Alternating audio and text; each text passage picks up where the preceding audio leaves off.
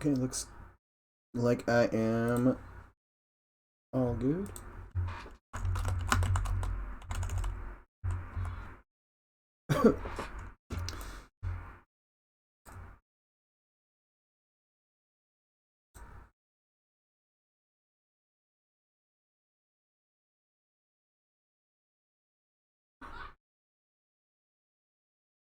All right.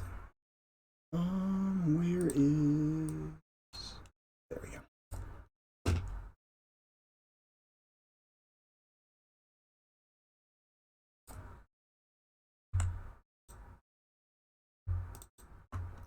All right. So I'm just kind of getting some stuff started real quick before everybody joins. But I decided that the connection between the two buildings is going to be an old sewer system. I thought that'd be kind of cool to play with. So I'm kind of real quickly blocking out some of the... I'm going to use sand that looks like it's pouring in through these like drainage paths. And then I'm going to break a hole, build this basement, and then I have already built this one's basement. So I got to figure out how I want to build a hole. I almost kind of want it to be, I don't know if I want it broken in. I think I might do it broken in, and then this one will have sand pouring in too, and then that sand will be how we get into here. I think that's what I'm gonna do. The harder part is going to be figuring out how to get into here with not a ton of space to do it. So, although it could be into this building, I do have more space to do that building. So we'll see. But I'm sure I'll be re-explaining this in a second because I think Sean's stream is going to raid this stream in a couple minutes.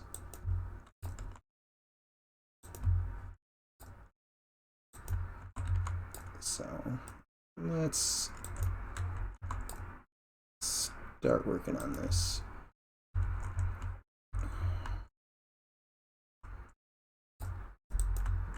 Kind of roughen the general slope.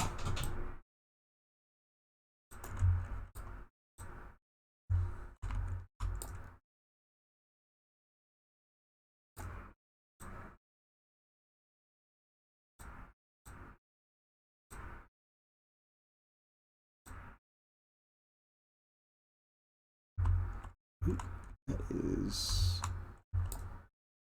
not on the edge that I wanted. Let's bring the snap down.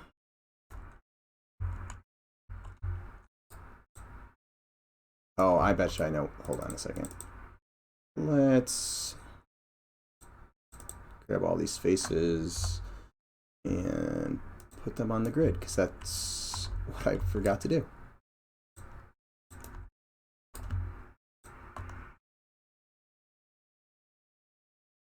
So that's okay.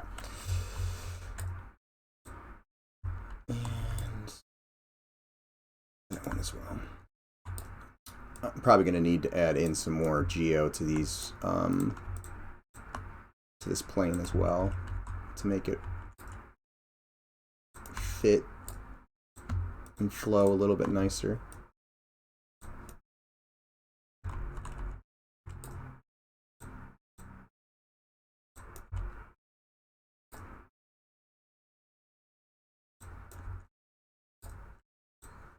And add in another edge loop.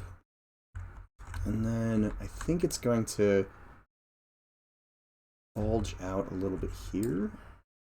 Actually, let's do it this way. It's just going to be easier to control.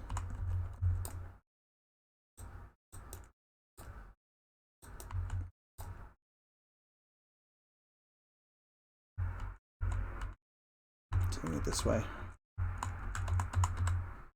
And then we will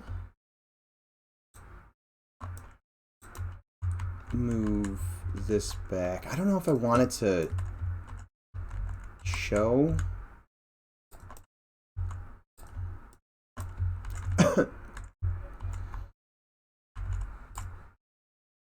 So you can see a little bit of like the bars and stuff. Like that.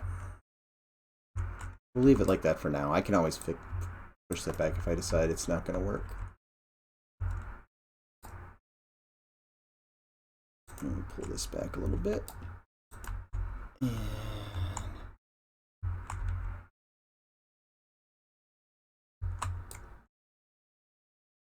same with that one. This should be, yeah, they're higher than the curve on the ceiling. Or the arch, I guess, would be the technical term to use for that. So.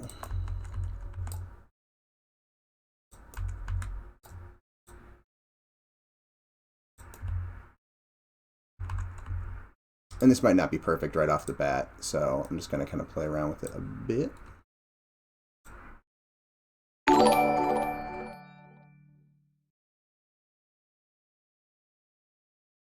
Thank you for the follow, Veldiston. Oh, it looks like the raid showed up. Hey, guys. How's everybody doing? Tastygraph, thank you for the follow. So let me show everybody what I'm doing. Hey, guys.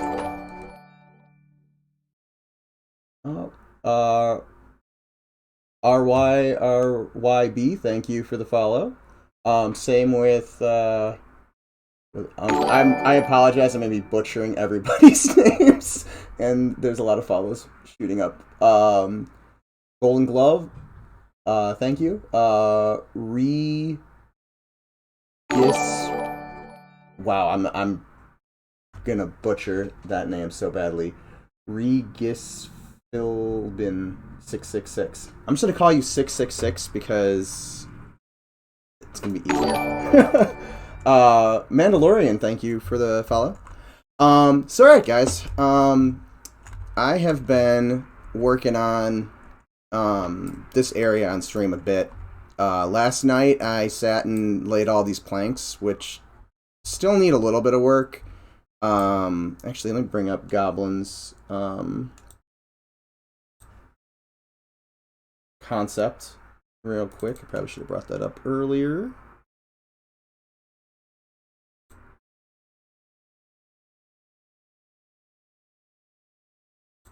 So his concept, the boards are a little bit thicker. Although the above, oh, I guess they're a little bit thicker in the above one as well. So I think I need to block out a little bit more light. I think a little bit too much light is still kind of getting in down here. But I placed all those last night, which took a bit to get them to kind of not overlap each other. And then I have been playing around on stream as well with wanting to get this space where you can kind of see in here, but to actually get to it, you would have to go through this building. And then this is new for people who have been watching the streams. Down here, you go into this basement, and then there's kind of this little cellar room over here. And I've decided, I wasn't sure how I wanted to get from this one building to that building. I didn't know if I wanted to do a cave or just a tunnel. I've decided to play around with like an old sewer path, or like a sewer tunnel that is kind of being filled in by the sand that is also filling in these ruins down here. So just been kind of building this out, and then once I have this finished and I have a little bit of sand, I needed some sand over here because I think the sand over here is how the players would be able to climb back out. This interaction right here, I'm gonna have to figure out if I can't get something working well, I might just kind of shift this over and move this up, but I don't know. We'll again, kind of one of the things I'm just going to play with. But real quickly, I just wanted to kind of work on that and see all the chat. A bunch of highs. So hi, everybody. Nice sewer scale. That one I made below. It's like, what the fuck, Vic? Yeah, I think this is going to be pretty tight right here. I feel like if we redo, when we get to redoing this, it might not be a bad idea to make this a little bit wider for encounters, but I'm looking at this more as like a hallway, a passageway type thing. And then I don't know if I have a feeling like this sand might fill up a little bit down into here, so you might not actually be able to see how you might not be able to see the bottoms of it. I think sand kind of just billowing in from the sides is going to be kind of cool. But we'll see how that ends up turning out. Thank you for the follow, Rasmund. I appreciate it. So yeah, I'm just going to kind of play around with this dune a little bit and just kind of get it generally roughed in, so that it feels like it makes sense for what I want it to do. And I'll probably make adjustments later. I just kind of want to get a basic shape in right now. But this is essentially what's going to block you from, from me having to like model out an entire sewer system.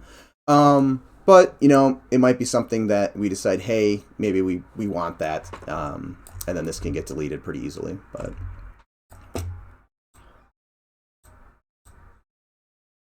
so kind of just get a general shape. It's not going to be perfect right now.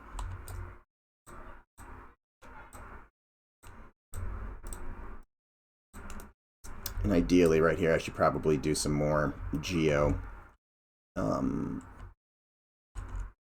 be able to control this edge a little bit.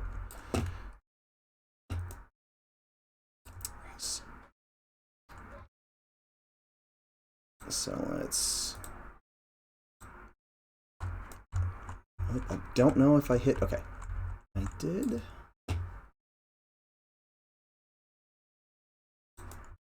And then we'll just cut over here. And then I don't think I can do this across... Nope. Yeah, I can't connect across a face, unfortunately. So we'll just do it this way. And then we'll connect these two. Night, Sean. Good stream today. Let me work on this.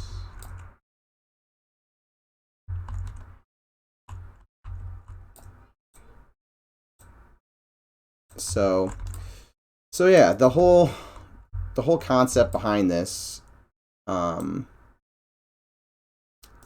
from those drawings with Goblin, or that Goblin did, where there's, those ruins kind of underneath the city. And this whole network of a dungeon has kind of like zoom out so you get a good view.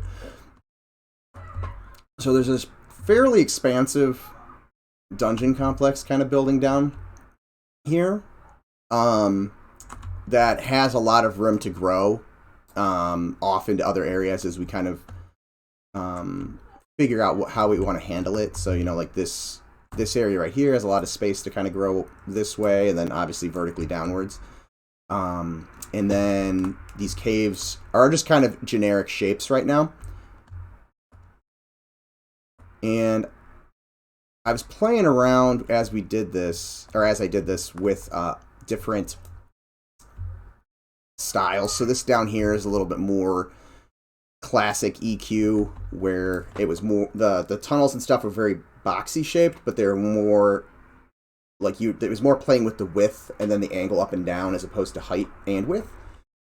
So did a little bit of that, and then you get into this area, which has a little bit more in terms of geo. So there's, I think, what, 6 sides for most of these parts.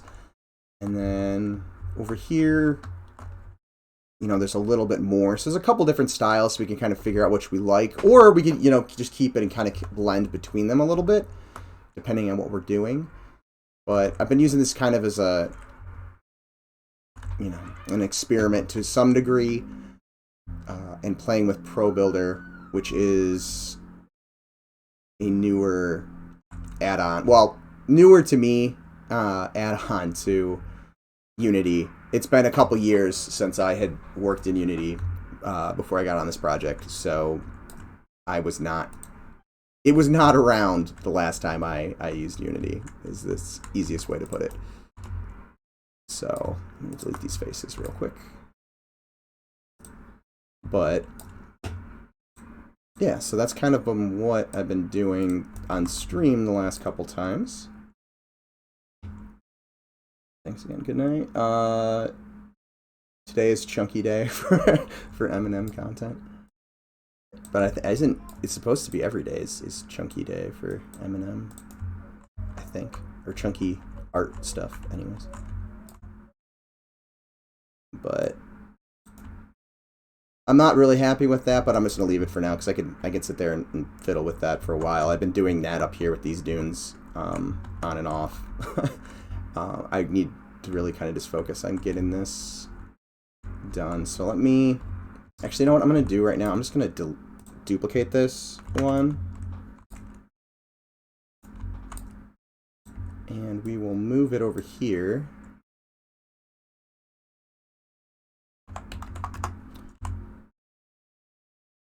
So that I have another plane as opposed to just building one from scratch.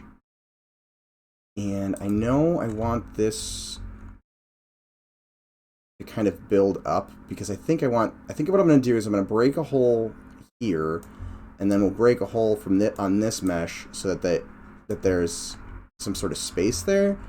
I just need to play with the way the sand is going to flow so that the players can actually get up there, and it also, you know, kind of makes sense with how the thematic stuff that's kind of going on in here, as opposed to like putting a bunch of stairs. I might have a couple chunks of rock and stuff that kind of like has fallen down, almost as steps, but we'll see.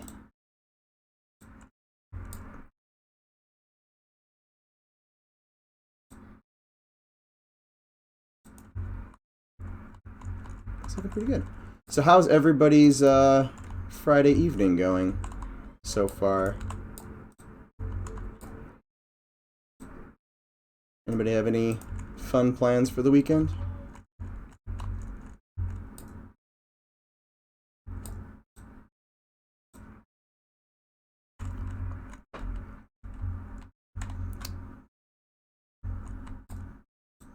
Not liking that shape.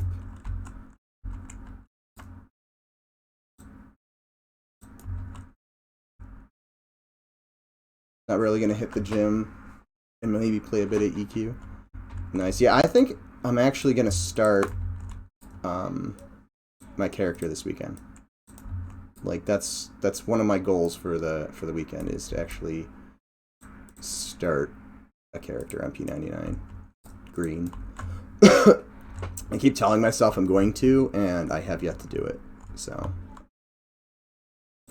besides that, all I'm planning on doing is working on this a bit and relaxing. Although I could afford to hit the gym as well. I haven't. Normally I go on hikes and stuff. I just haven't in the last couple months. And running up the stairs at work today, whew! Just yelling that I needed. My body was just screaming at me, "You need cardio. You need to do some cardio." Yeah, probably Ranger. Because that's my go-to. shocking. But that is probably what I will roll for sure. Actually, I shouldn't say probably. That is what I will roll.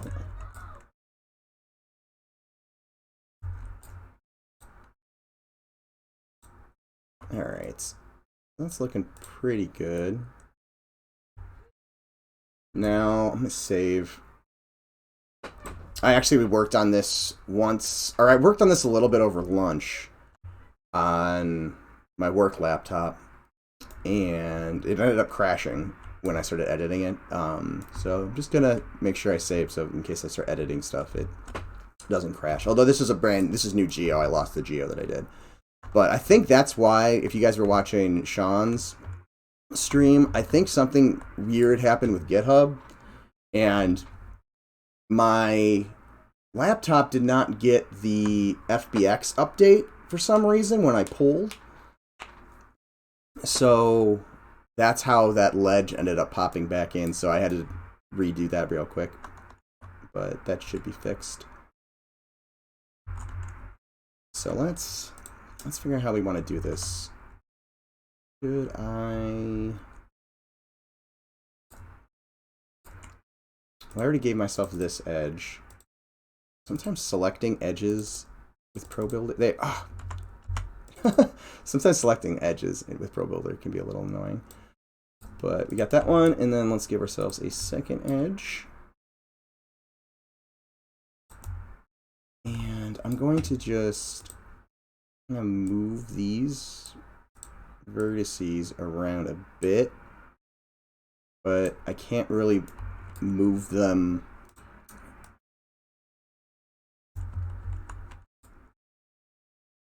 like along those edges, because I'll warp the arch that the ceiling's kind of making up right now. So I'm just going to kind of give myself a basic shape. And then if I decide I want to add in more detail here, I can always add that in later. But we're going to start basic. And then similar to how, where is it? It's over here somewhere. Similar to how this hole is right now. It's very, very generic shaped and will be refined later. It's a lot easier to add, or a lot easier to add the detail as you go. Let's see. Before you used ProBuilder, what sort of level design techniques did you use? Well, I'm more of an Unreal guy, and Unreal has a system that's similar to ProBuilder, the brush system, or BSP, and it similar idea. It's not quite exactly the same. One nice thing about the BSP is it's an additive and a subtractive process, so I can essentially use booleans and like chunk out areas. So I could have instead of like a brush that's a positive shape, I can have a negative shape that is almost like an eraser. So I can stick a cube down that's an additive brush, and I can have a negative brush, and I can, punch holes in that brush using that, or I can, using the negative brush, punch holes in the additive brush. So you can make doorways and windows and stuff like that. Where this is like the processes I've had to use for this are a little bit different because everything's additive. So similar but different. Other than that, I've also done, I started doing it over here before I found ProBuilder. I just made a bunch of modular pieces that were snapping together. But ProBuilder definitely helps to build all this stuff out real quickly.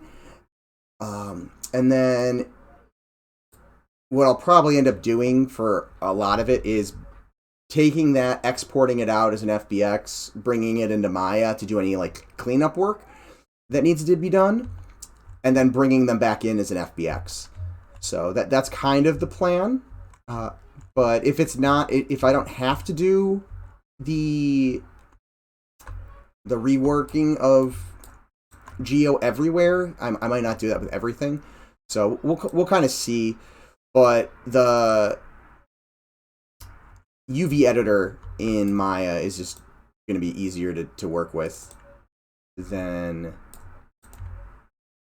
the manual stuff in Pro Builder, just because to me it's less. I've been using it for years at this point. I'm closing in on two decades of using Maya at this point, but it's just way less clunky, and I'm just going to be way faster at it. Oh, this sounds interesting. Are you talking about the BSP and Pro Builder itself? They're definitely fun to use. The only thing that is kind of funky, and this is also coming from a teacher, because that's what I do as my day job is I teach game design for the most part. The BSP stuff with the negative brushes, is a little unstable at times. So it's gotten better over the years. The nice thing about it is it auto builds, where you used to have to play around with the brush shapes and then hit build, and then Unreal would create the geometry for you. It does do it automatically now, which is super nice. But there's a lot of like little technique things. Like you don't necessarily want to have the geometry kind of like you don't want two overlapping or penetrating additive brushes. It can cause some weird unstable things to happen that will cause it to crash. It's gotten more stable over the years, but there's still a couple things that you have to be a little bit careful with, I guess, when you're using it. Where Pro Builder, for the most part, has been pretty stable. Like I said, I had that one crash earlier today when I was playing around with converting. So this shape started from a 12-sided column that was on its side. I started playing around with that, and then I just flipped the normals inwards, so that the geo's facing inwards, so that we can walk around inside of it as opposed to having it as an exterior piece. So I played around with that a little bit, but the way I did it, I think, is what caused the instability and the crash. So there's definitely is a little bit, but it seems to be a lot more stable than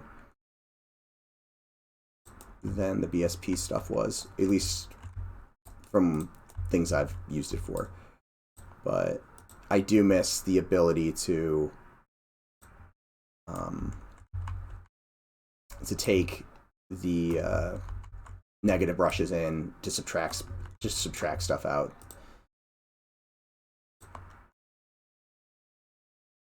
So I'm going to move this over here.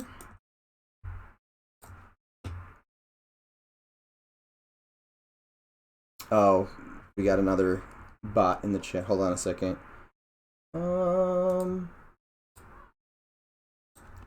So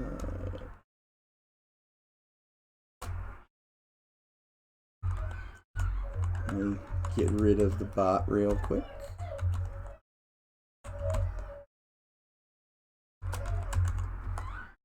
There we go. Alright, so back to modeling. I'm trying to think of how I want to do this. I think I'm going to bring this floor down a bit.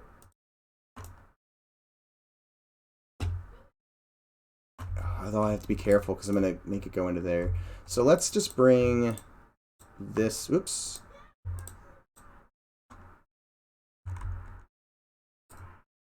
Oh, yeah.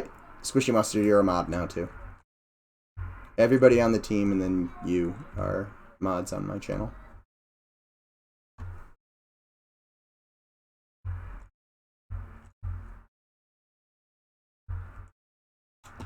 So, we got that.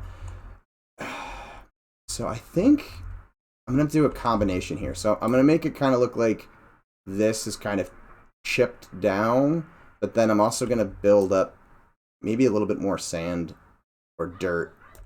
Well, it'll be sand for now, but it might end up being dirt or like broken up rocks or scree or something like that. So we'll see how that ends up going. But let's give ourselves a little bit more geo to work with. And I'm going to just cut these across. And then we'll snap those to the grid as well. I'm not sure if you guys can hear my kids in the background. I apologize if you hear them. They have a friend over, so they're having some fun. Alright, so we'll do that, and then we'll connect those together. And then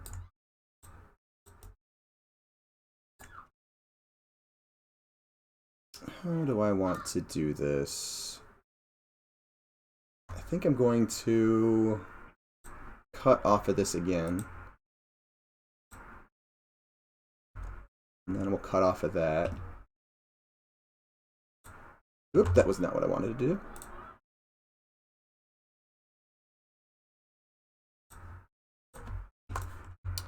The one thing I wish that this... not the one thing, but one of the main things that I wish I could do with this cut tool in Pro Builder is cut beyond the face that I'm currently on, much like Maya or 3D Max or Blender or pretty much any other cut tool. I don't know if there's some sort of limitation or something that they have on their side, but if anybody on their team is listening, I would love that as a feature. The ability to continue to cut.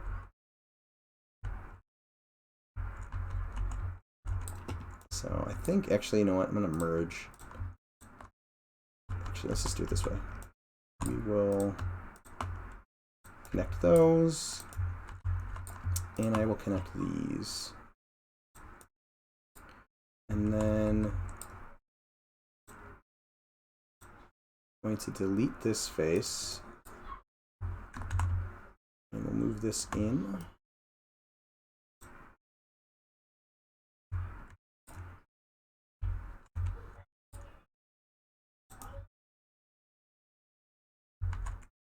And we'll delete these faces.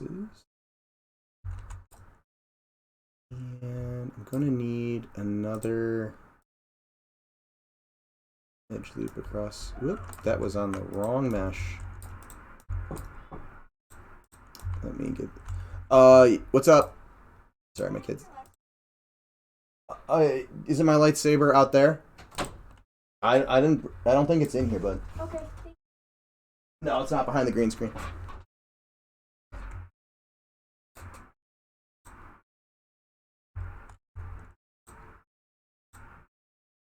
There's lots of lightsaber fights that happen over here. I think that's the second time that's happened on stream. But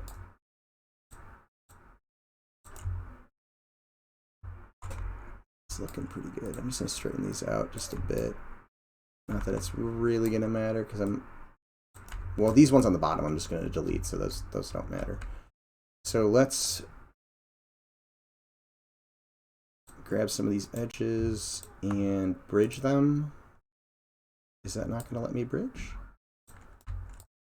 Let's try this one. Well then. Okay. So we're gonna have to try doing this another. I'm gonna save. In case this stuff gets unstable on me. Oh, I know why it's going on. I forgot to delete this face here. That would do it. Okay, so now the bridge should work. Bridge. And we'll bridge that. And then I'm just going to merge these together.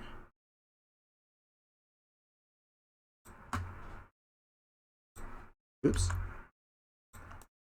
Helps if I collapse and not connect.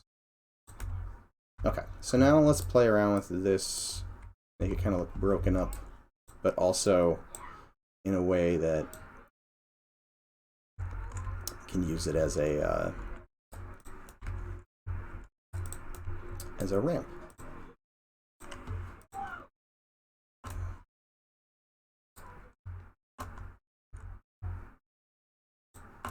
So that should work.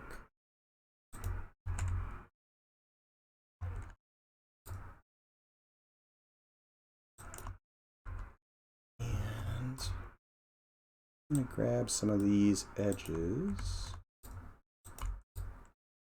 See if I can get this to look a little bit more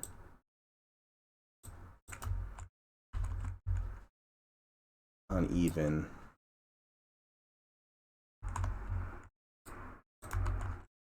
And then, like I said, this will eventually be like a dirt.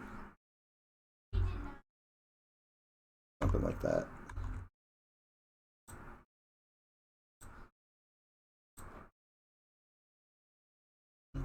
One. And then we'll run one. Snap that to the grid. One more vertice up here. And then I'm also going to kind of start chiseling it down just a bit into the structure itself to make it look a little bit more messed up. I don't want to move this one too much though, because I don't want to reduce the volume. Kind of like that. And then I'm going to move this sand for a second so I can see some of these edges a little bit better. And now I'm going to give myself a little bit more detail.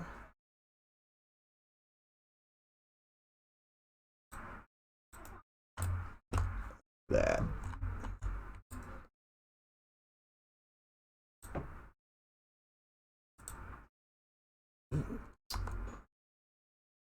Sometimes me and this tool do not see eye to eye.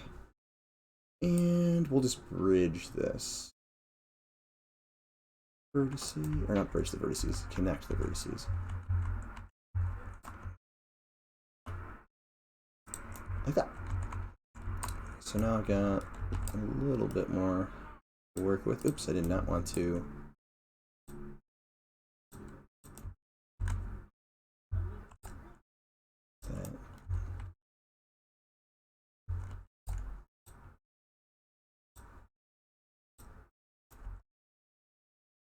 So something similar to that, and then we can connect a few of these to get it a little bit more.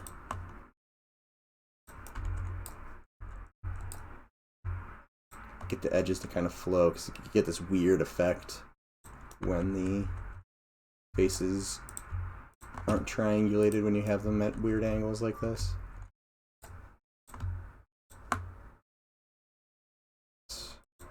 And then I'm going to go into the game in a few minutes to make sure that this is working. But let's set this up. Alright, so let's bring this back. And then grab all these faces. It's easier to select them that way. And then move this a little bit forward. Like that. And I'm going to adjust these later, I think. I just want to make sure that the scale's right. I think this is going to work. But what might not work is that's a pretty, oops.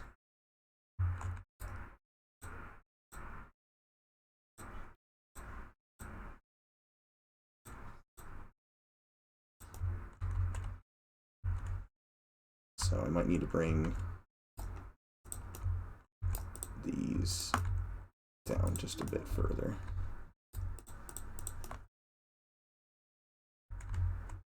And then I'll delete them because this is about to start going into the ceiling, which it just did right here. Okay, so is that the face? Yes. Delete.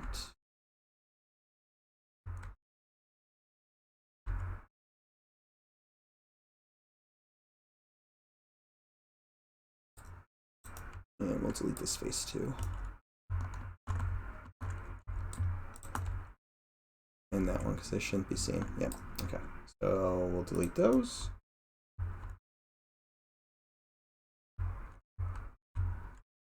Pretty good.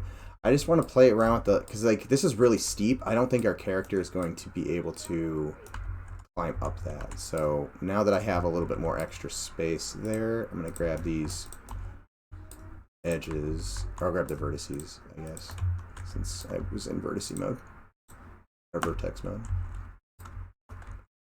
And we'll push those down just a pinch. So now there's a little bit more space. And then I should be able to jump out of this, but I'm going to play around with the angles of this a bit.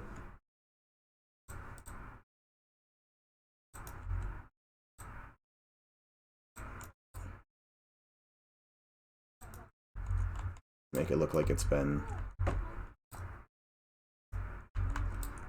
kind of eroded away over the years.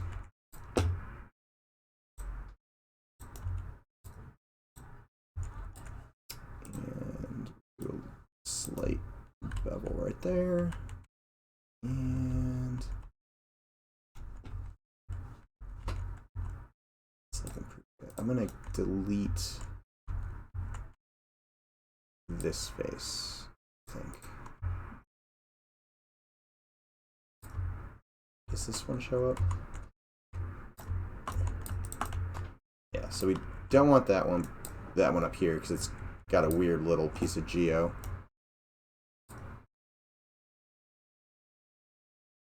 So we'll delete that. Let's see if the other side's doing it too. It is. So I think I'm also going to have to, for this one, because I need that face there. Come on. Sometimes this likes to select other Pro Builder objects and then makes it harder to select. Let's see, make sure I'm not making any weird holes. That works.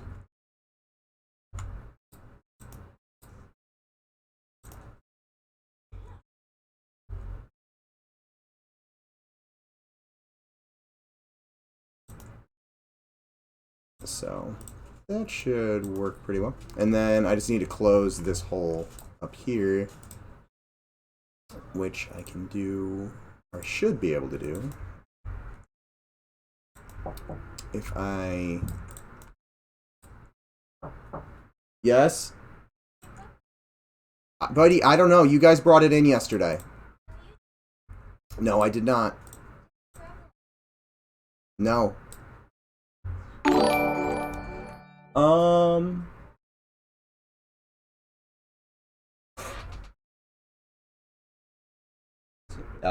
And Edge Decimus. Thank you for the follow. I apologize. I guarantee I just butchered your name there. But I do appreciate the follow. And if I butcher anybody's name, feel free to put phonetics in, and I will do my best to phonetically pronounce your name.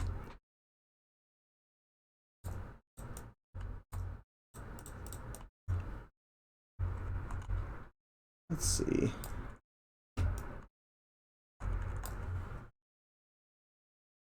Move that over there.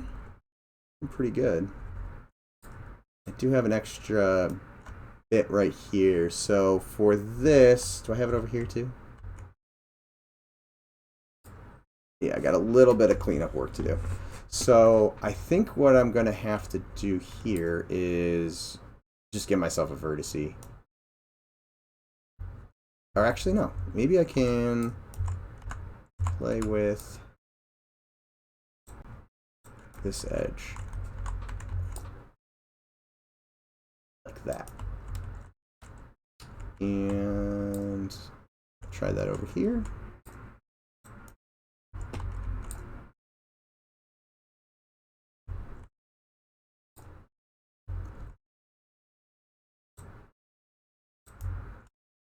And let's push this.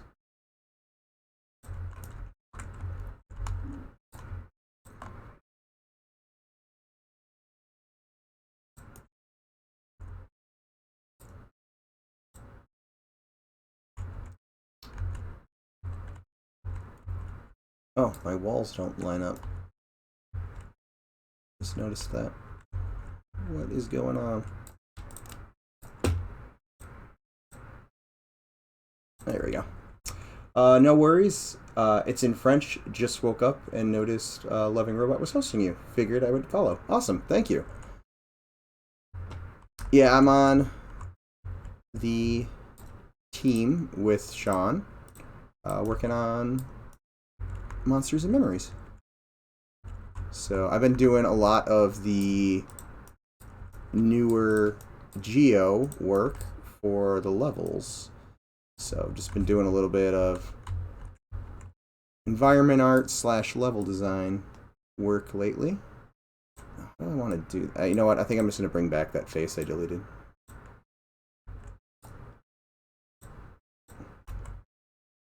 So we'll just bring that back. And then I can grab these two. Oops. But yeah, thank you for the follow, and I guess good morning.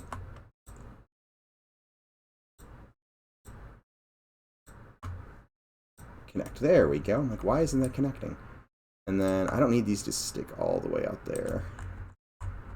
Just gonna bring these over here, and then once this little bit is cleaned up, I'm gonna hop into the game and we'll take a look and see how this is coming. But it's close to what I want. I might do a little bit more, breaking up of this type of stuff. But this is, again, kind of a rough out. Although some of this rough out stuff, I think, is actually going to end up being used as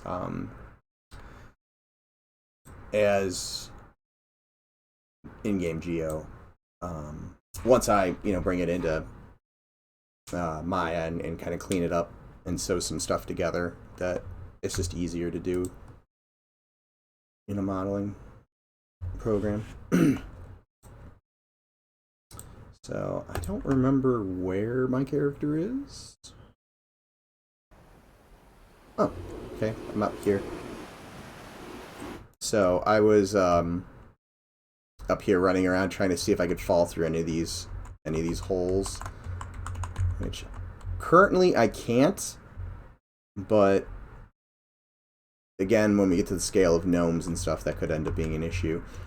But, potentially it's going to be one of those, again, those design decisions. Do we care if gnomes can fall in there, or shrunk gnomes can fall in there, that type of thing? So, if not, we can always figure other ways of blocking it off. But so let's go on a journey. So again, this whole journey we're about to go on to came from me seeing Goblin's concepts here of, this area down here, and then this is kind of underneath. And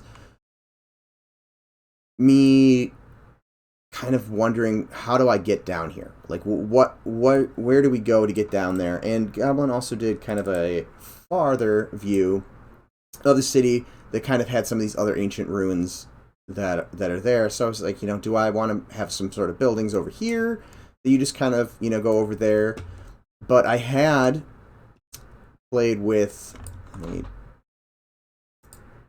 click my boots of speed. There we go. I had played around with this building here that's based off of another concept of his. So this area up here, this building's that building, so on. So I played around with it a little bit and played around with some different shapes, and it was trying some different things. Again, so a lot of this needs to get cleaned up. There's a whole bunch of weird seams and stuff like that on it. But was playing around with that. Played around with building a little tavern over here.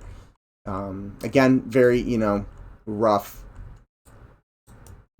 in terms of its completion. Made some little inn rooms for this little innkeeper's spot up here. So we have that. You can go, there's a little innkeeper's room where you put a little NPC.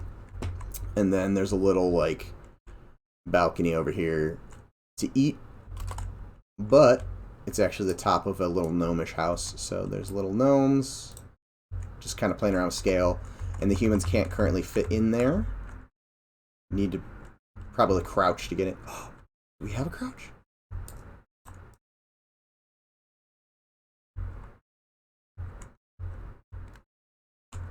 Is that crouch or am I sitting? Oh, I think I'm sitting. Yeah, I think I'm sitting.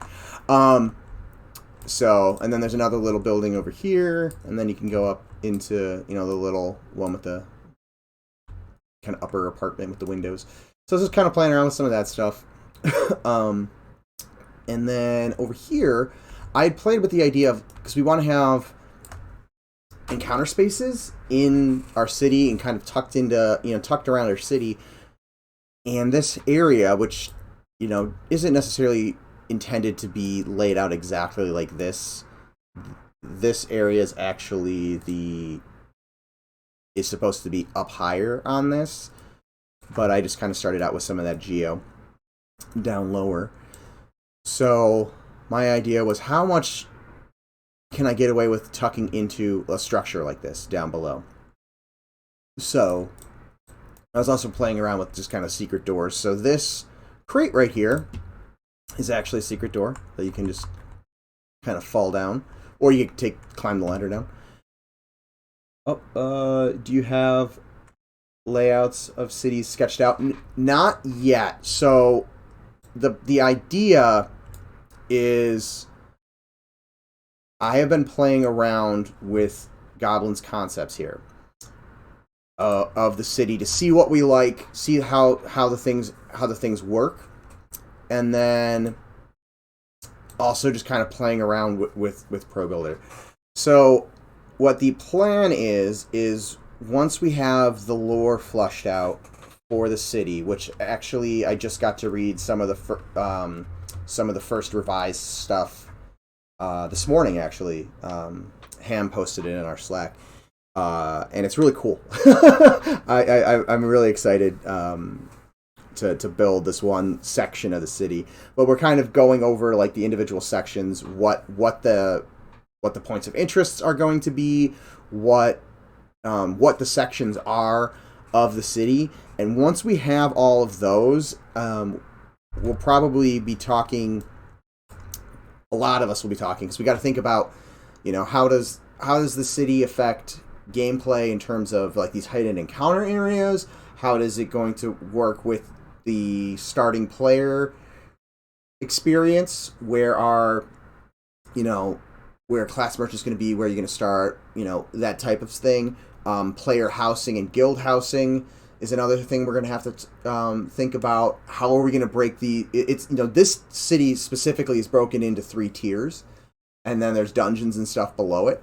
So how all that stuff's going to get laid out. So once we have all those little points of interest and all that lore kind of figured out of what the places are, what, where they need to be, then we're going to go and kind of do a top-down map and draw out kind of where everything's going to be. And, potentially I might do some, freelancing in terms of design as I'm moving around in 3D space, because sometimes things don't translate one for one when you're doing 2D to 3D. So there might be some, playing around with that as well. But the plan is to do a layout of the city once we have everything locked in, which we are, like I said, we've just got the first revision of one of the, districts today. But But yeah, so again, kind of doing some experimentation with the style and how we like how it looks, and then figure out those points of interest, lock in, and then go from there. But, you know, again, this area was kind of originally much smaller, and you can kind of see right now if I clip the camera through, I had it. Well, I can't get it quite, but I'm about right now at where the terrain is. So a bunch of these rooms right here were all kind of at the max depth that they were at is where my character is right now. So I was just kind of playing around with some, you know, simple like camp type areas that kind of give off that old school vibe. So I was kind of thinking about Guck and stuff like that as I was playing around with that. And some of these UVs keep breaking because I keep adjusting things. So some of this stuff will look all right, and then some of it will be broken. So that event again, that stuff might get just cleaned up in Maya. But you know, so like there's a little like bath area right here. Need some water in here.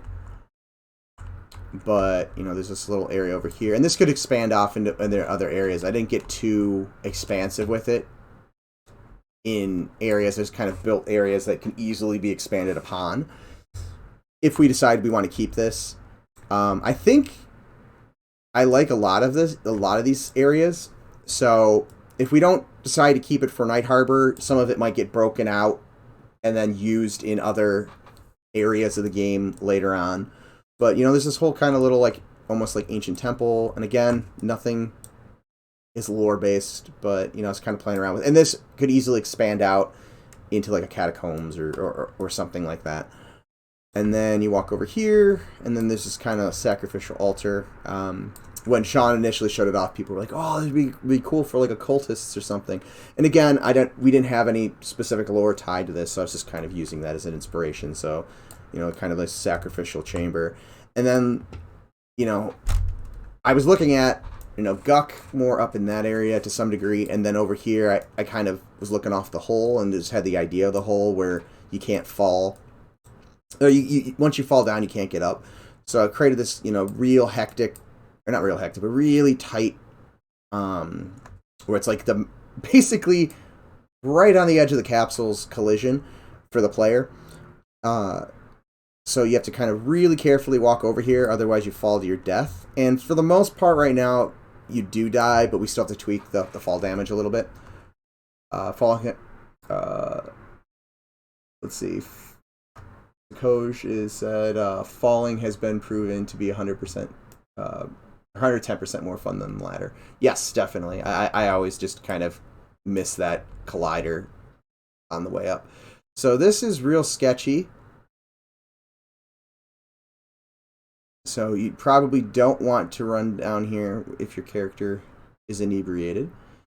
And then you drop down. So just like the hole, you can't, you know, go back in the way you came. So again, I was just kind of playing around with some of that more old school feeling geometry. Some of it, you know, needs to be played with. I think this kind of pillar thing probably needs to have these expanded out just a pinch. Like they're a little too tight in here. But that'll be adjusted at some point. So you come up here. And again, I'm playing around with some different styles of how we could do like cavern or little, you know, cave nooks and stuff like that. So this is more classic, but with a little bit more playing with vertical variation in height. A little kind of just boxy room. Feels pretty classic over there. Walk up here, you know, so this could be a camp. And again, this could, you know, these areas could easily expand out into more tunnels and things like that. Remember drunk Kelthan races back in the day? I do remember drunk Kelthan races back in the day. They were fun. So, you know, I try to make this feel a little bit more treacherous. So it's kind of slanting. You know, once we get slippery terrain, maybe this is a little bit of a slippery area. Something like that. Haha, this is awesome. Oh, hey Gary. Just like I know that name. Really feels really old school. You love it. I think it's really kind of hitting that mark. There's some some scaling things here and there that need to be played with, but this whole path was to get over here to get to those ruins. And I have some rough dunes in here. This needs to be kind of played with a little bit more. They just kind of abruptly end. But the sand is kind of broken down this second floor. And then the dunes in here need to get played with still. But again, I've just kind of roughed some of this stuff in for now. But now we're underneath those pillars. Oop, and I need to fix that terrain piece, which is sticking through. But, and you can't get out from here. You used to be able to, but now you can't.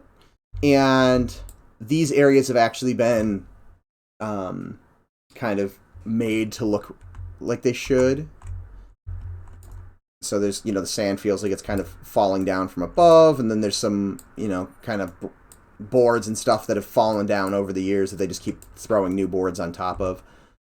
And then, yeah, so kind of got all those areas treated now. And then there's this area that I want to build, that I'm, building towards. You could be able to get into there and into this building from that path that we went into, which you can get into through here. So, giving a lot of just different kind of places that we can have encounters. We can have mobs hidden around, so as you get deeper and deeper in, these areas could get, more and more dangerous, higher and higher level. This area is kind of cool, I think, because, people could be running around up above, looking down and watching, high level players, beating up some really cool looking mobs. Something like that. So, yeah, come down here, and this is the room we've been working on. It's a little tight in here, but I actually kind of like this area being a little bit smaller, so you can tuck a mob or two back here, something like that. And then we've got our little cut into the sewers. I might widen the sewer a bit, but at the same time, like I said, I'm looking at this more as a hallway. And I think what I'm going to do is I'm going to have the sand kind of built up, so it's not really going to have that kind of channel that you can run through where the sewage would actually go. And this size is actually pretty close to what I wanted. And then if we wanted to, we can expand this and not necessarily have the sand flowing in. But I think it thematically fits that the sand has kind of buried everything. And then it is running down into the sewers, but we just have this little area that we can kind of pop through. And then, over here, I'm thinking of cutting in a hole that is going to run into that other basement. But I'm going to have to play around with it because I do have to contend with the geo a bit for the cliff. So let's see if we can get out of here. So this is going to have to get cleaned up just a pinch. Yeah, there's a little bit of collision issues. So that I'm going to have to play around with. I'll probably play around with that off the stream because it's going to be a lot of jumping back in and out and making sure that the player fits well enough. So, again, some of the stuff is really rough for now. You'll see weird seams in, areas where you might be able to see under some of these dunes and things like that. But if you wanted to leave this area and you don't have a port and you don't want to die and summon your corpse or get a necro to summon your corpse or whatever mechanic we decide to put in, you could come back this way, hop down. Also, I'll show you another area over here. So there's this little tunnel down here. And it's just getting really dark, so I'm going to mess up the server's times. Set 7 a.m. So, we have this little area. So there's a whole bunch of, encounter spaces and stuff that we can use. And as we design and get more of these lore about like what all is underneath the city, these areas can connect to the modern sewers, the ones that are further down. This can connect into the catacombs. This could connect to deep dunes, the one deep zone we have. This could connect to all sorts of different stuff. We've got a lot of room to play around with down here. And, we can edit obviously we're going to be cleaning up the already existing sewer geometry, but we can, edit where that stuff is going to go and really kind of play with the overall design and level layout. But yeah, I've been kind of really just looking at the whole, looking at Lower Guck for a lot of inspiration for this specific area. And then you kind of have to walk up this way. So again, this is if you want to run out or try to invis out or something like that. This is, you'd have to fight your way, or you have to fight your way out. You know, very dungeon crawly. You know, there's more spaces up here, but what you do is you come over here, and there's this little rocky area with some light coming out of it, where the ceiling has fallen in to this room over here, and now we're actually back inside that that area that we were running around in before. So if I walk up here, so actually, but you know, you can't get out. You have to go down that kind of really sketchy area, and you have to come back in through that area. You can't flip-flop them. And then, you know, I was just kind of playing around with, like, maybe these tunnels, maybe this whole structure is actually built inside of an old cave network. So here's, like, a room that was in the construction that never got finished. So, again, just kind of thinking about, like, where camps can be, what things we can kind of play around with. But now we're back. You know, here's that bath again. And then here is the way out. So, you know, a lot of stuff that's kind of intermixed with its... You have to look kind of straight up to get that door to click properly. But all of that to get over there. And, again, you know, it's done in a way that this can easily be expanded out into more secret areas, more stuff, but it really kind of plays off some of the flavor and stuff that I'm going for when it comes to, like, designing environments and levels and things like that, in terms of, you know, playing around with secrets and kind of an old school feel, you know, some more old school layouts and things like that. Let's see, let me catch up on chat. Nick's super hyped for this. Yeah, I'm excited to see once we get some content and stuff in here. Hello, Necros. Thank you for joining the chat. How is texturing going to go? I imagine there will be a lot of different tiling textures. Will there be able to atlas them? To have them tile. So texturing is probably going to be a mixture of tiled textures and then trim sheets. So right now, this is one of the first things that I did when I came onto the team. Actually, this is kind of the first thing that I was doing as I was kind of almost like an art test, I guess, to kind of join the team. So I was playing around with some geo. So I redid. Sean had sent me over the FBX file of Shaded Dunes, and I just kind of redid the marketplace that they already had. So it's very similar dimensions, but what I did was I made them look more like some of the reference art. So very much leaning into, and I forget how to pronounce it, but it's an ancient city that is in Yemen. That's, you know, like mud brick and loam type structures. So I leaned really into that, but I took some of the existing textures they had and started building out like a trim sheet, and then added some extra bits to it. But eventually, you know, we'll probably be using tileable textures and trim sheets depending on what exactly we're trying to do. So if for arches and stuff like that, having trim sheets is a great way of just, you know, this is the same part of the texture that just runs sideways. It's just the UVs are essentially, instead of being bent like they should be to not have stretching, they're just stretched so that they're running straight along the image. So we'll do a little bit of both. I'm going to attempt to not use as many like one-off textures, unless it's something that really calls for it, to kind of keep with that old school feel.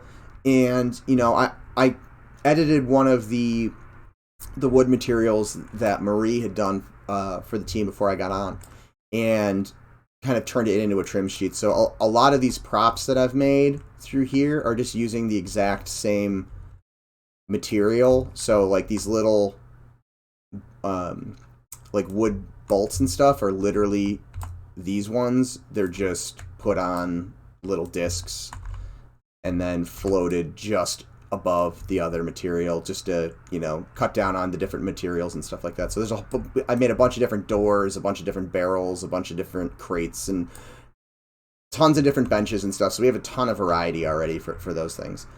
But that's kind of what I'm planning for the environment stuff. And we'll have to obviously build out a lot of the textures and stuff like that as we go. But part of it will be, once we figured out what the layout is, and once we have, you know, concepts of everything, we can actually make lists of what textures we need and things along those lines.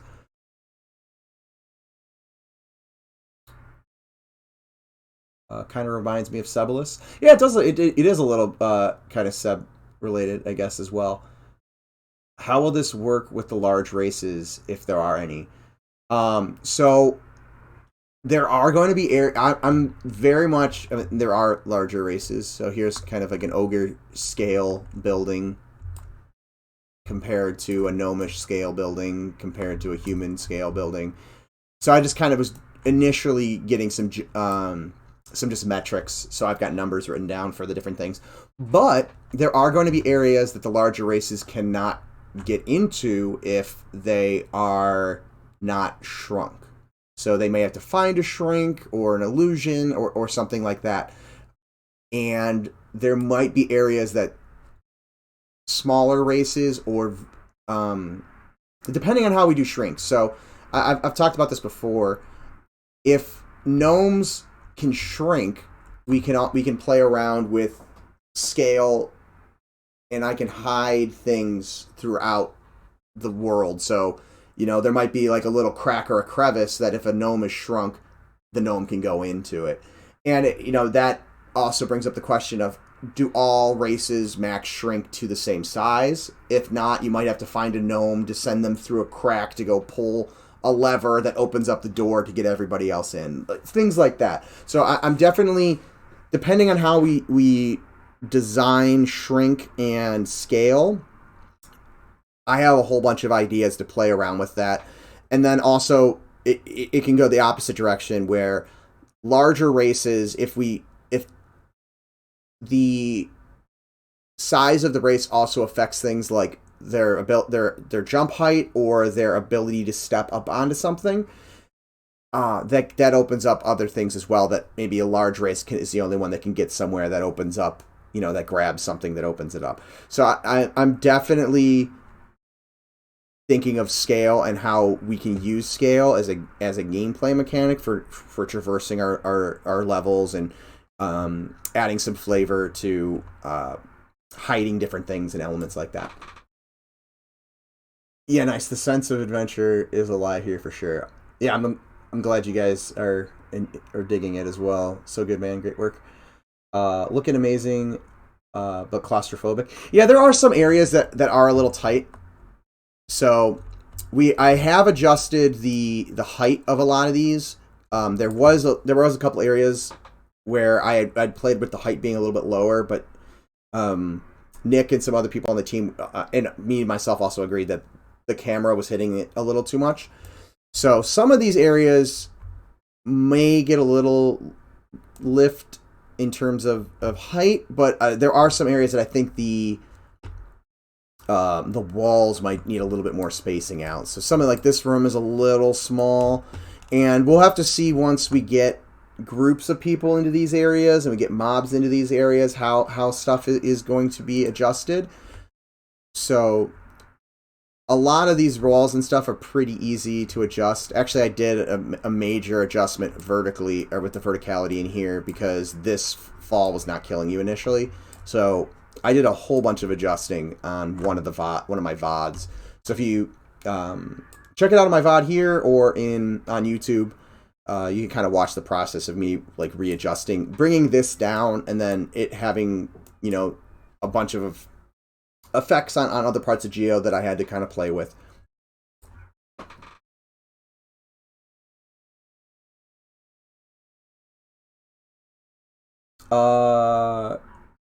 Let's see.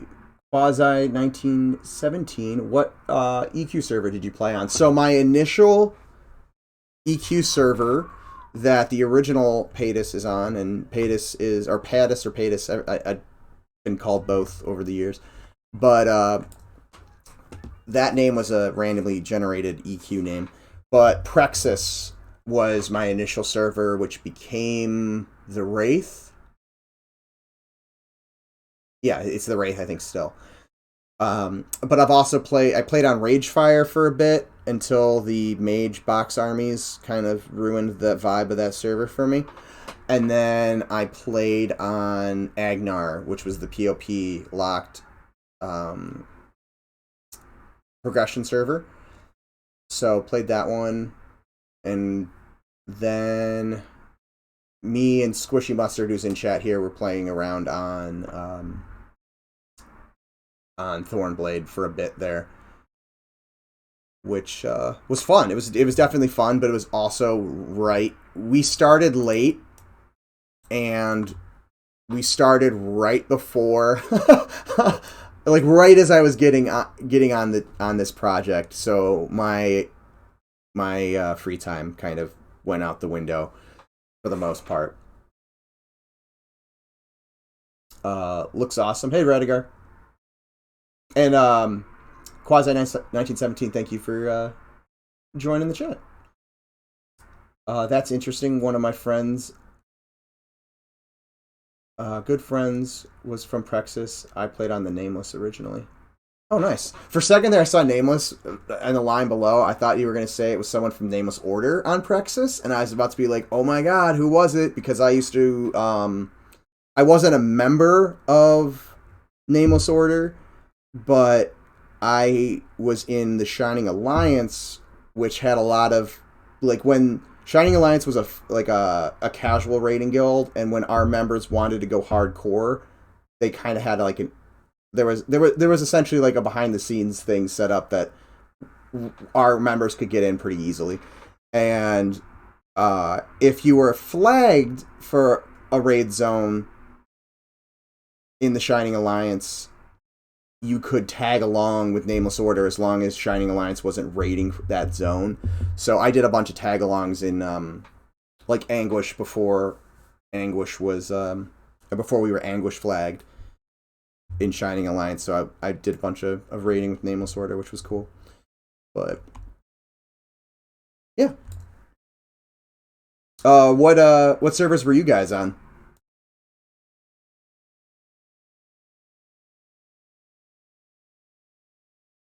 So what I'm going to do now is I am going to...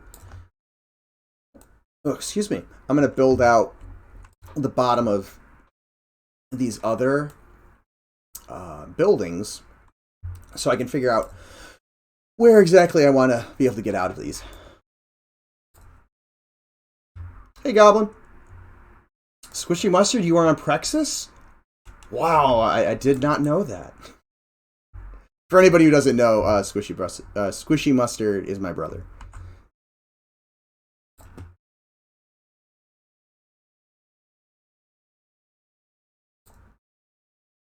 Bertoxilus, because it was easy to remember as a 12-year-old.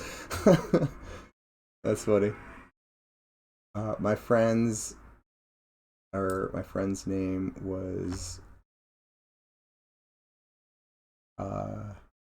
Anaron. Not sure if you'd recognize it from Brexit. No, yeah, definitely not.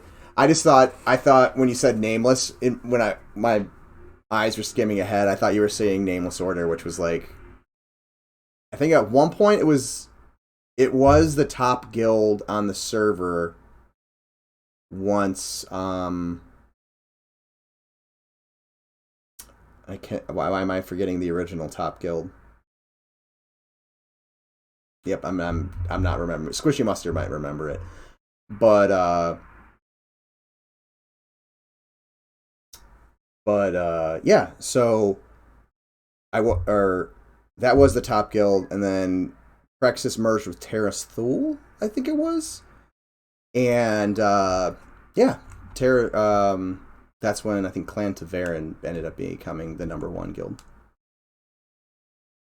Whoa, small world stuff happening in chat. I was not on Mangler though.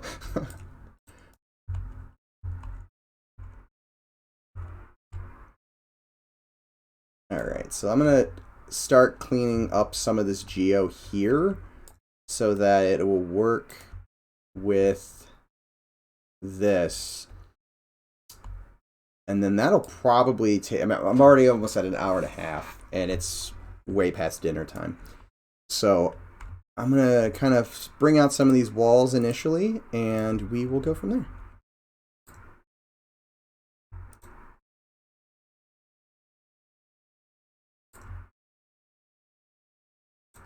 Yeah, it's crazy how small the world can be.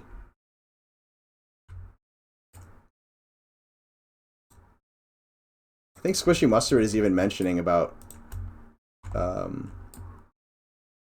reaching out to some of the people on his old server there, or your guys' old server there, and mentioning this project.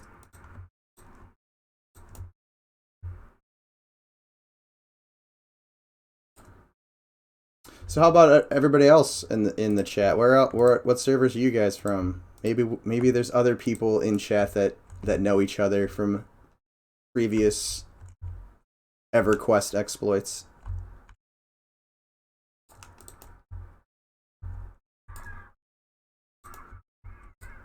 I'm assuming there's nobody else from Praxis, because I have a feeling that probably would have already been. It would have been mentioned as I was talking about it.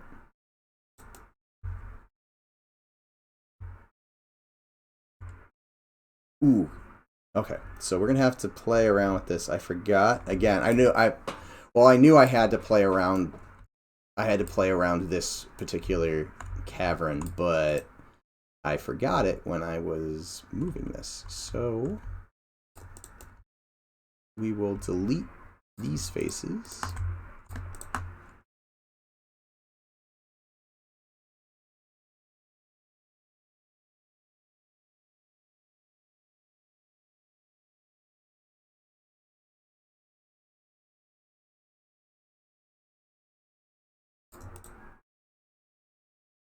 Alright, so I'm going to have to...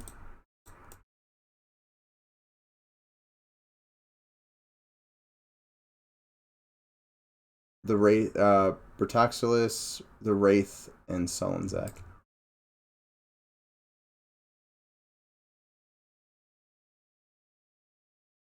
Nick, did you ever play on the Wraith after it merged with Praxis?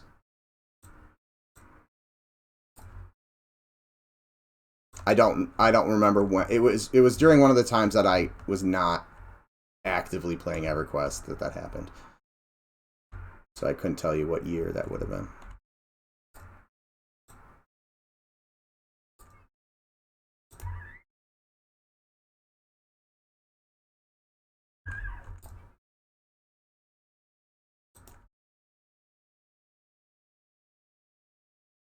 Okay, so I'm going to have a really, really oddly shaped room here.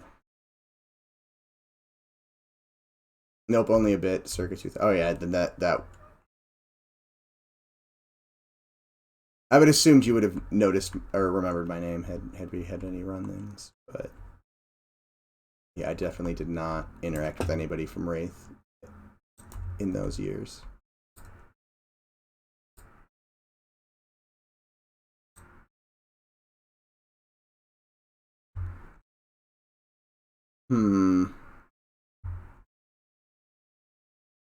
So this isn't gonna line up how I want it. Let's bring these back up.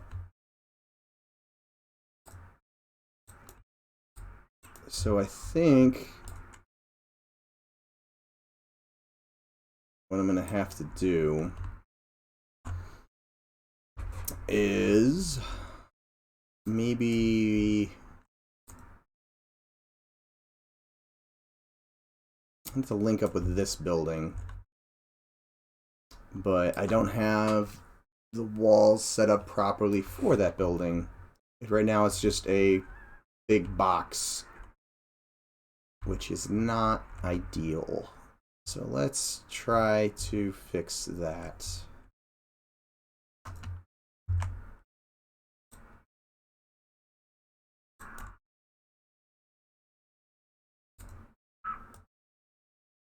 I don't know if you guys can hear, my kids are outside screaming as they're playing in the snow. So I do apologize if you hear random screams in the background, because I think they're like right outside my window.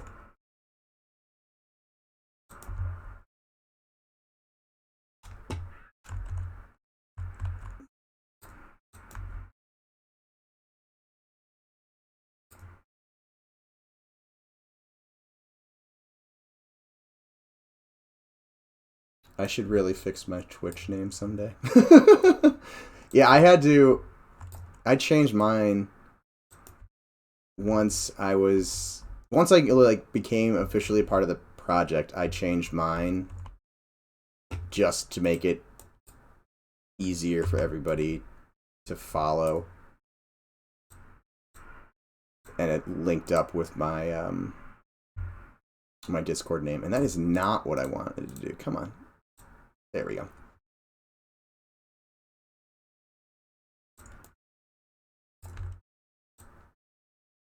Which is fine, because I, at one point, was going to start streaming, and I didn't. Because life happened, probably. So. Actually, I think I was gonna... now I remember. I was gonna do... I was going to stream Landmark when it came out, because I was really, like, obviously I like world building, and I was really excited to play around with the voxels and the anti-voxels and all of that they had. I played around with that for a little bit, and then I can't remember what ended up happening or coming up that I just didn't get as into it as I thought I was going to. Time-wise.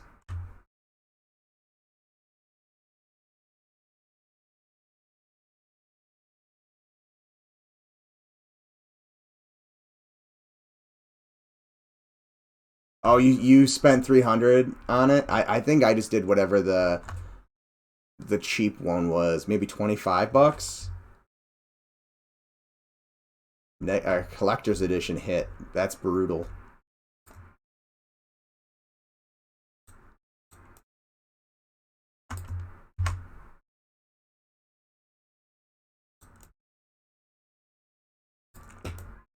I was definitely looking forward to the EQ next. 270.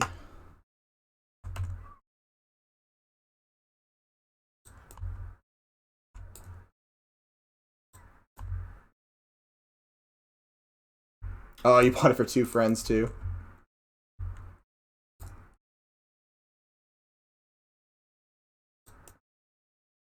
Yeah, I don't think I knew anybody at the time who was actually playing it. I don't remember. Squishy Mustard, did you get it? If you did, I don't think I knew that you had it.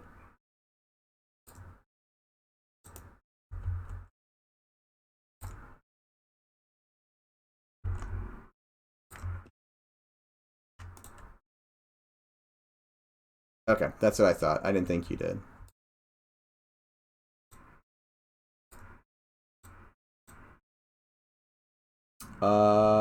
Montresor? Montresor? Well, hey, welcome to chat. Welcome to the stream. How's your Friday evening going so far? Oh, awesome. I'm usually not good at nailing it, so when I do nail it, I see it as an achievement. For anybody, obviously there's a bunch of new people in the stream. I'm dyslexic, so that if you are ever wondering why I'm not reading things amazingly, now you know. So I will butcher names on the regular, and I apologize when I do it. Okay, so we got that.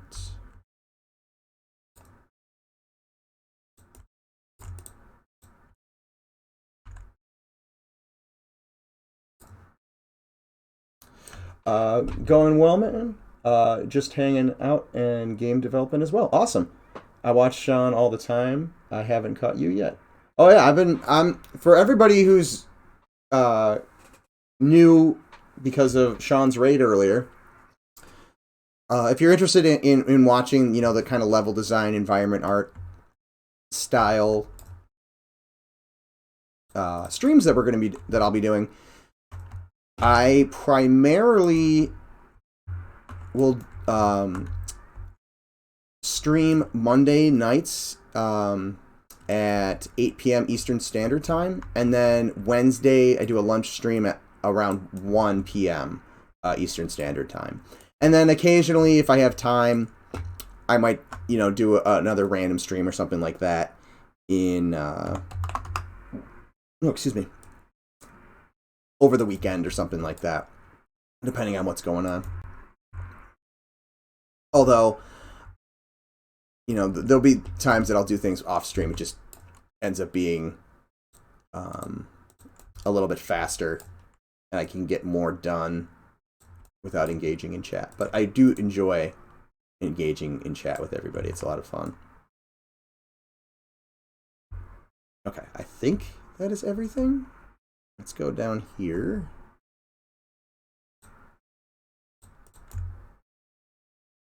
And we'll move this down. And then I'm going to turn this into the floor and the ceiling.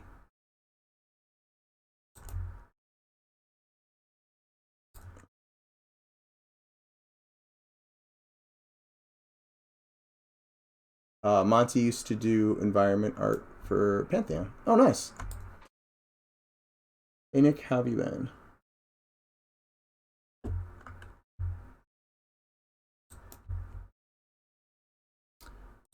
So what have you, what kind of stuff are you working on?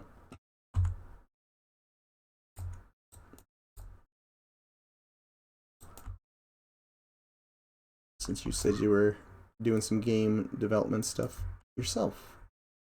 Oop, I need a wall here. I guess I could just use this wall. Let's just extend this down.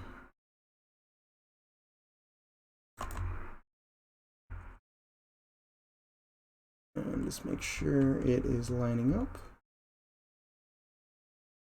Oop, some extra sand on this side that I didn't delete, so let's delete that.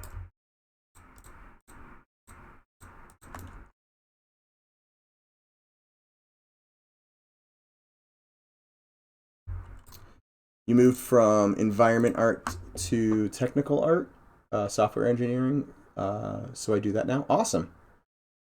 Working on your own VR title currently? Oh, awesome. I was playing around with some VR,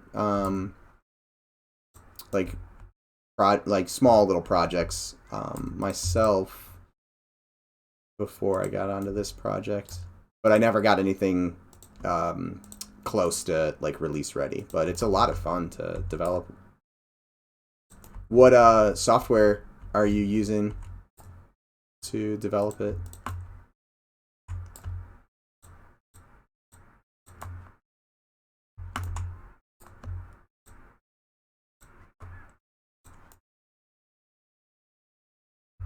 Unreal C++? Nice. Modeling in Maya. Yeah, I usually do my modeling in Maya as well. And Unreal is actually the engine I know better than Unity here.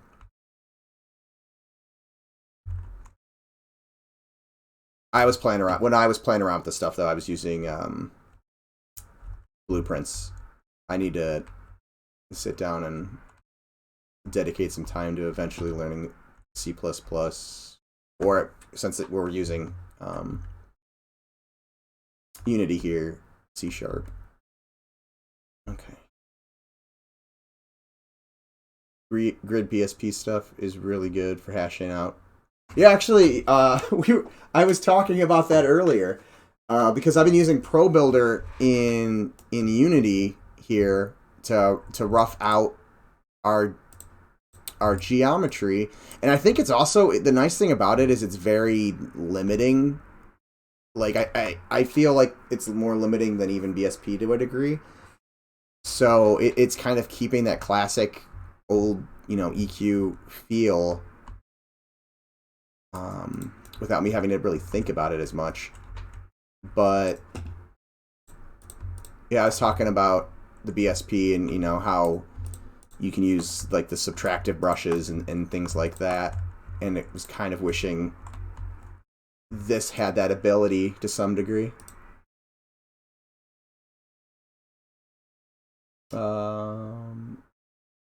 Game is for Oculus Quest 2 and hopefully PlayStation VR 2. You can model to scale in Maya, but you can still miss on context and the ability to jump in and move around space. Oh yeah, that's when I started doing stuff. I started modeling like just real simple geo in Maya for like these, and I did it like a lot of this area was some different scales for gnomes and stuff like that. And then I started digging because I hadn't opened Unity in probably 5 or 6 years before I joined the team in September. So I was like, okay, what's changed or what's new, what's changed in the last couple years with Unity? And I saw that they added Pro Builder, so I started playing around with that, and exact same type of thing. You have the ability just to kind of real quickly block it out. It's gridded, as you move the stuff around, so you can really see scale. And then you can, my kids are outside screaming because I think they forgot keys. So I'll have to let them in a second. But yeah, very, very similar. So you can just jump in instantly and see if you're hitting the scale correct. Because sometimes, for anybody who's never done like level design type stuff, sometimes when you can model everything to scale and you think it's going to be right, but then there's the perspective of the camera and stuff just makes everything feel off.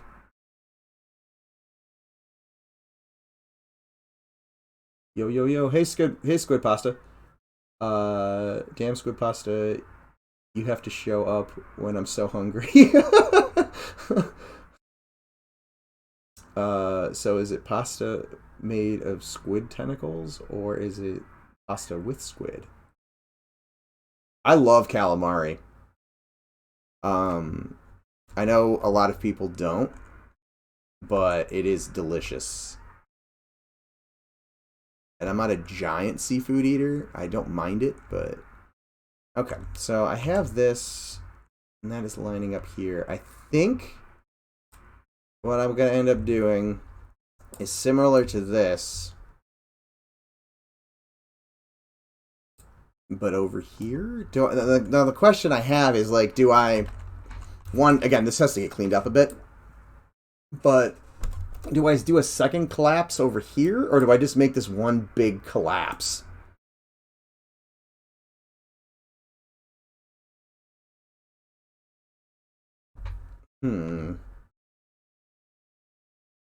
Oh yeah, definitely great pub food.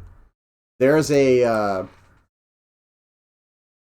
the other side of the town I live in, there's a Greek church that does a Greek fest every year, and I haven't been there in probably 8 years or so, but they have some really good calamari,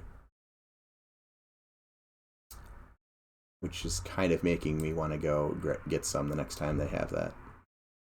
You're a seafood fiend, Nick? My oldest son is a seafood fiend as well, which is weird because he was not the normal like kid in terms of like diet.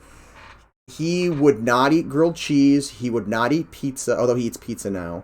he would not eat like the kids' staples. The only thing he would eat that, you know, you'd typically think of as a small kid's staple food would be chicken tenders, chicken nuggets, and French fries. That was about it. He was I think I'm a picky eater, and I was a really picky eater as a kid, but was worse than I was ever. Dino nuggets, yep. Actually, my one roommate used to eat our dino nuggets. Then she'd buy us new ones. It was fun. But anyways, but you could put anything that lived in the water in front of him, and he would eat it. He would love it. Hated all the things that like a kid normally devours, but loved seafood. So now I need to make this decision. Do I make this as one big collapse?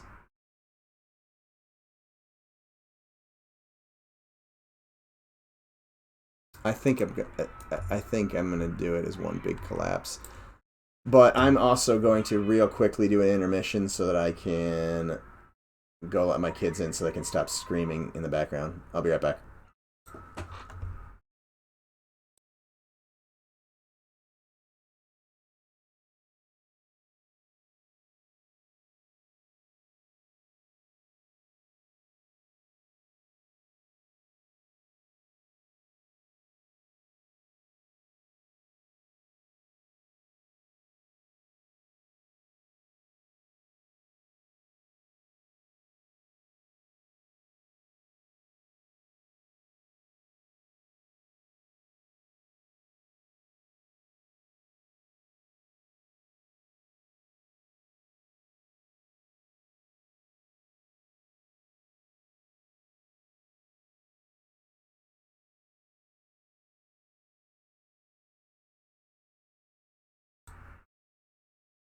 Okay, I am back, and they are no longer outside freezing.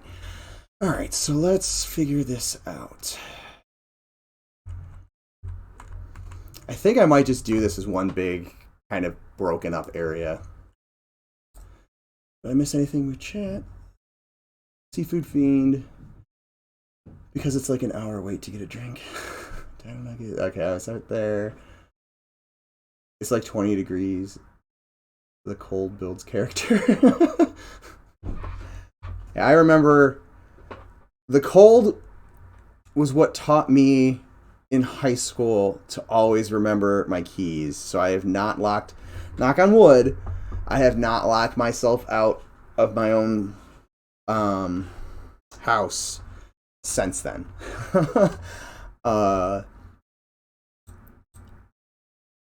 My mother usually would come right home, or she'd be home like right after she picked up Squishy Mustard and our sister from our grandmother's, which they would walk to after school. And normally she'd come right home. And the one day I forgot my whatchamacallit? My keys. I also was in that weird phase that I thought it was cool not to wear a coat and just go outside in a hoodie. I don't know why I thought that. But anyways, so yeah, I got to sit outside in Ohio weather in the middle of winter. And we used to live right off the lake, like literally right across the street from the lake. So it was just blasting me with cold air the entire time while I sat in a hoodie. And then I ended up sitting on a snowdrift for, I don't know, like 2 hours before they ended up getting home. And I didn't have a cell phone at the time, so I couldn't call them. And nobody happened to like open the doors to the back of the building. Like it was like the just strangest circumstances. No one ended up opening the door so I could get in. And yeah, I just sat there on a snowdrift, freezing. And by the time they got there, I had like melted the snowdrift down so that I was basically sitting on a snow throne. So yeah, that was my life lesson of remember your keys. I didn't learn the life lesson of just wear a coat that's wind resistant for a couple more years. But I did learn the key lesson there.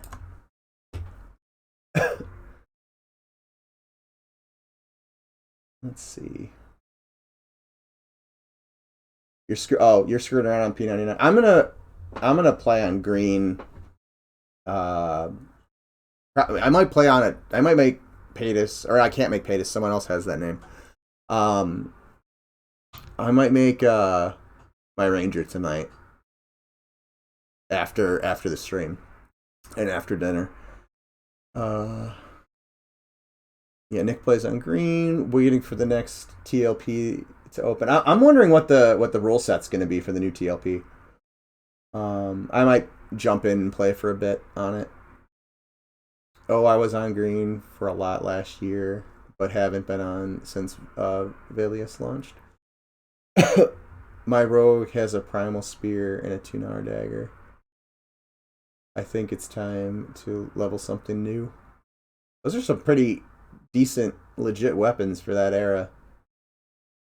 I think in Agnar on the TLP, when we raided Valius, I ended Valius with a primal sword and the Talon's Longblade,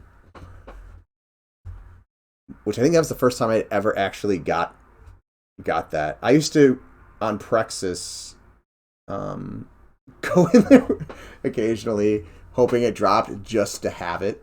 I used to collect like random things even when I didn't need them, but I never saw it drop. You thought a lot of things, or a lot of dumb things. Yeah, no, I did. That's a fair assessment. My youngest daughter is in that phase right now. It's 10 degrees outside, and she doesn't want to wear her coat. Oh yeah, my 13-year-old is in that now currently. I picked him up on my way home from work, and he came out in a t-shirt holding his coat, and I'm like, what are you doing? It's like 20 degrees outside. What are you doing? What should I make to play with you? Well, I'm gonna do Ranger, so something with heals would be good, like Druid or Shaman would probably be better, just because Druid and Ranger are rather redundant to some degree with their skills. Obviously, Druid being way better at a lot of the stuff. If you do Druid, we could do kiting, though. I mean, I guess we could kite with Shaman. I used to kite with Ryan when he played Dunsmore. I'm just too far behind on Mangler. Or did you ever do the? Oh, I'm sorry. All of a sudden I got super far behind on chat. It looks like. Did I play?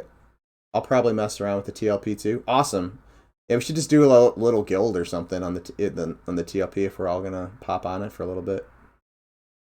Did you ever do Coldane ring quests? I did not. I was not a huge crafter in EverQuest. I did do fletching, to make some money off of the Stonewood compound bows from Plane of Earth. Although I made the ones from Earth and I made the ones from Fire as well, a lot. But my one friend who played the Shaman I was just mentioning, went into the account when I don't remember what expansion ended up bringing Plane of War in, because that was part of the key, and then like cleaned out all of the old ones that I wasn't able to sell and stuff, and made like millions of plat, he said, selling all that stuff, which I thought was hilarious.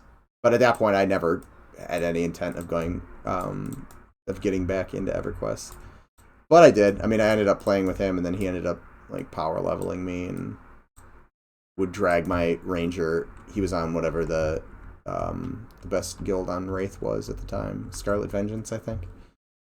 So he would just get my character raid loots when I wasn't really playing it as hardcore as I used to.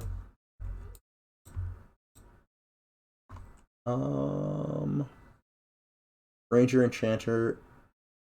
A Ranger Enchanter make Ranger heal. I actually, one of the most fun I ever had playing EverQuest was an all Ranger group during. It was an all Ranger group in MPG during Omens. I think we went into Rift Seekers too, which was obviously pretty tough considering we were Rangers, but that's also like, you know, post AA and stuff when Rangers, if you'd put enough time into your character and had, you know, healing AAs and healing crit AAs and stuff like that, a Ranger could heal those situations. It wasn't by any means efficient. A lot of downtime, but we were all decently geared, and we all had all of our defensive AAs and healing AAs, so we would take turns tanking and then take turns healing while the other ones would met up. It was a lot of fun. It's one of those groups that you didn't think should work, but it actually worked really well, surprisingly enough.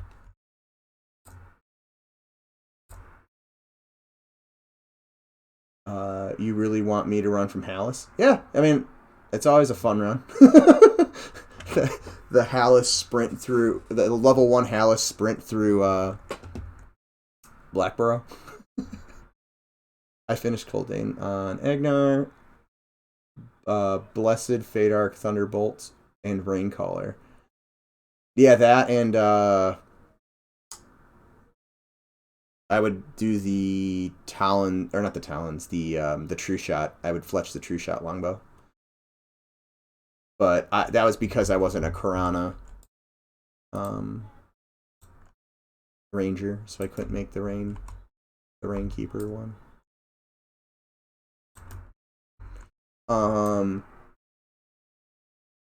Let me know if you guys want a little power level session on green. If my friend isn't on. Oh, that'd be awesome. Druids are power leveling machines with their damage shields. I remember I used to go to City of Mist and DS my friend's shaman and or Paytas, depending whose account I was power leveling something on, and I would just DS and stand with gem encrusted steins in my hand, and then like turn to the wall and just have everything get murdered on the damage shield. It was a super efficient way to power level somebody, and then as long as the person gets one hit of damage in on it, everything that's smacking you, they get XP for when it dies from the damage shield. I have a druid and a level 2 chanter on green already. I remember duoing MPG with a shaman back in Era. Yeah, I don't know why, I really enjoyed MPG and Rift Seeker. So the high end grouping in those zones was pretty good. Although it was a little weird that, if I remember correctly, Plane of Fire was still better XP, even though it was like a level 65 zone, or at least it seemed like it was better XP. I don't know. Obviously I don't know the numbers, but it definitely always felt like it was better XP. A good tables group was where it was at.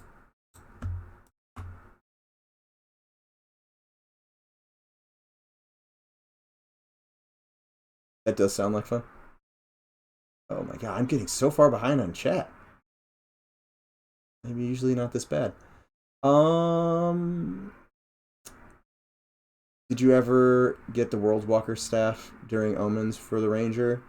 I remember on live seeing a Ranger solo mobs in Rift Seekers with that weapon. Was that the two-handed one out of Anguish? Because if it was the two-handed one out of Anguish, I did have that. I didn't use it a ton. Oh, the MPG trial one? No, I did have the two-hander that came out of that Rangers could use out of Omens, or not out of Omens, out of Anguish. On live, everyone leveled in Plane of Fire to 70. Yeah, definitely. 70 was where it was at. Although I did some leveling in Wall of Slaughter, and then some in Proving Grounds and Rift Seekers. But Wall of Slaughter was not the greatest. But it was easier to get groups in when tables and stuff was always camped. And instead of waiting around for the camp to clear out, I would just go there or go wherever I could get a group. And MPG mobs were spread way out. Yeah, they were definitely spread way out. But you really had to know both the maze and where the C and Viz were.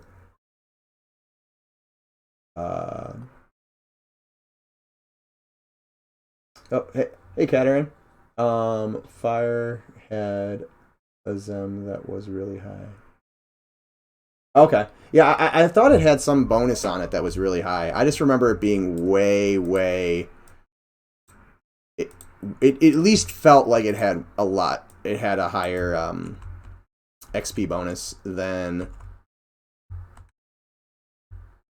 like MPG or Rift Seekers did.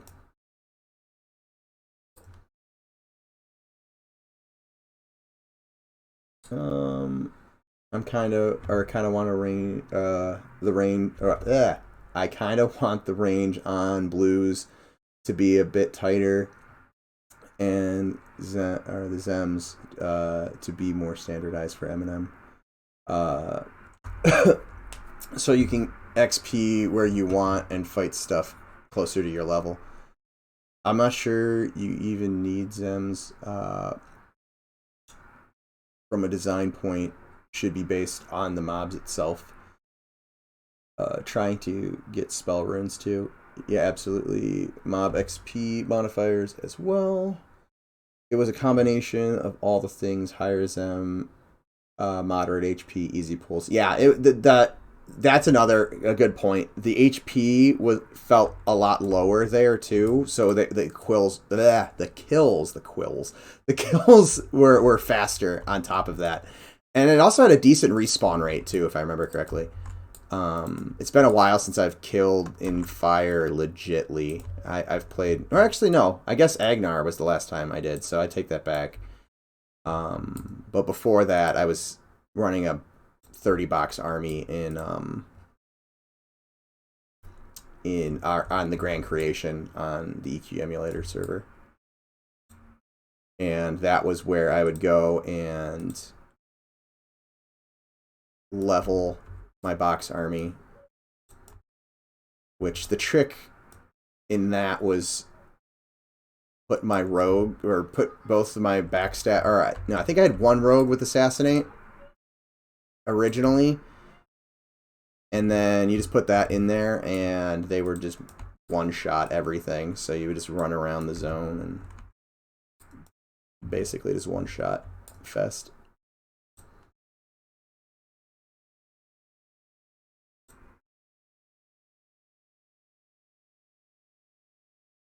Is Live still releasing expansions? Yeah, they just did a month or so ago.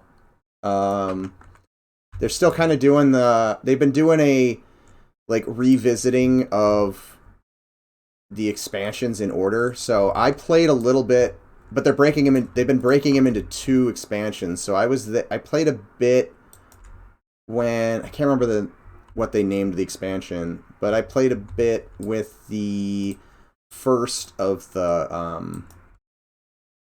Kunark like revamp expansion, and then I think I played a couple weeks into the second part, but I didn't really do much.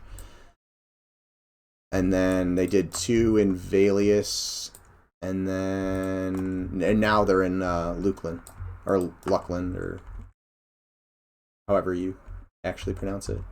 I always just pronounce it Luckland, but as I previously established, I'm dyslexic, and I don't necessarily trust that I was actually pronouncing it correctly.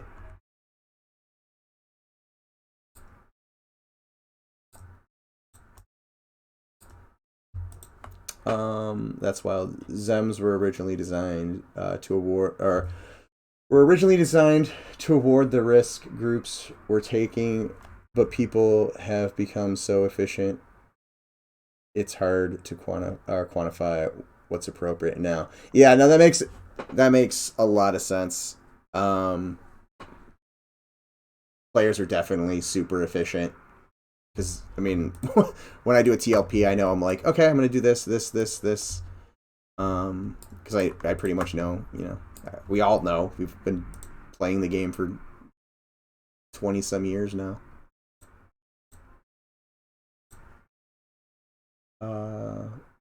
They just did a Lukeland. I wonder if POP2 is next. Yeah, I'm wondering that too, Nick. I'm wondering if they're going to... Because I know they broke Kunark and Valius into 2 expansions, so I'm wondering if they're going to do a second one with this expansion. Although it already looks like that you can go in and fight in Vexthal. So I don't know if they'll do. Although I don't know if they had the SSRA temple, the snakes, was it Shishrar or whatever? I can never pronounce that. So I don't know if they're going to end up doing a second one of that, or if they're going to go straight into POP. I loved playing a Powers rating. That I seriously enjoyed that back in the day. Oh, I forgot I can only do 1 bridge in this software. In Maya, you can bridge multiples at a time. For anybody who doesn't do 3D modeling. Nice. Doing 8 on my Necro. Grats. I wonder how long A8 are going to take on live. Oh, Pop was as far as I got on live. Yeah, I mean, definitely Pop changed the dynamic of a lot of stuff in the game, but I definitely enjoyed the rating aspect of it. I'm not necessarily sure about the, all of the, shrinking of the world and things like that, but like I said, I seriously enjoyed the rating in that expansion. Yes?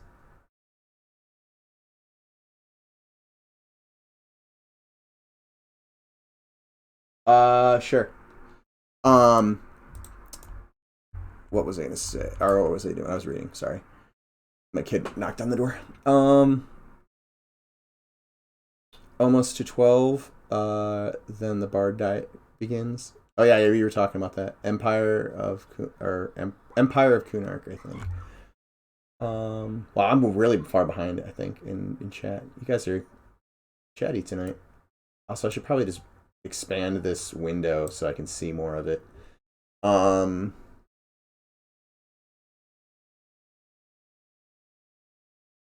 Yeah, next one might be a second Lukeland, then POP after that. I'm not gonna lie, if they do a POP one, I might be tempted to activate if I don't have my account activated, just to play around on it a little bit. Although at the same time, I think I'm only like level 105, so I'm sure I'd have bunch of catching up to do. So that might not happen. That might keep me from diving too deeply into that expansion. My favorite raid expansion is probably Valius. I really do enjoy Valius a lot too. They need to bring Sean back to design the new curse cycle. And Kataran to for the new VT key. I love it. Oh man, I'd make it so hard. Yeah, that's definitely a hard one. That kept me when I was running my box army on the Grand Creation. That kept me from ever going into that zone. I geared myself purely off of SSRA, and then because Planes of Power was out, I filled my gear out with either Ornate or stuff out of North Temple of Vishan, and then I just skipped VT completely because I'm like, yeah, I'm not doing this for 30 different. Or some of the characters were ones that Squishy Mustard had played. He had stopped playing on it, so I kind of I started using those characters, and some of them were actually my characters that he was borrowing when I stopped playing. So some of them were VT keyed, but I was not about to do that for 30 characters, or 20 some characters. 24 characters, to be exact.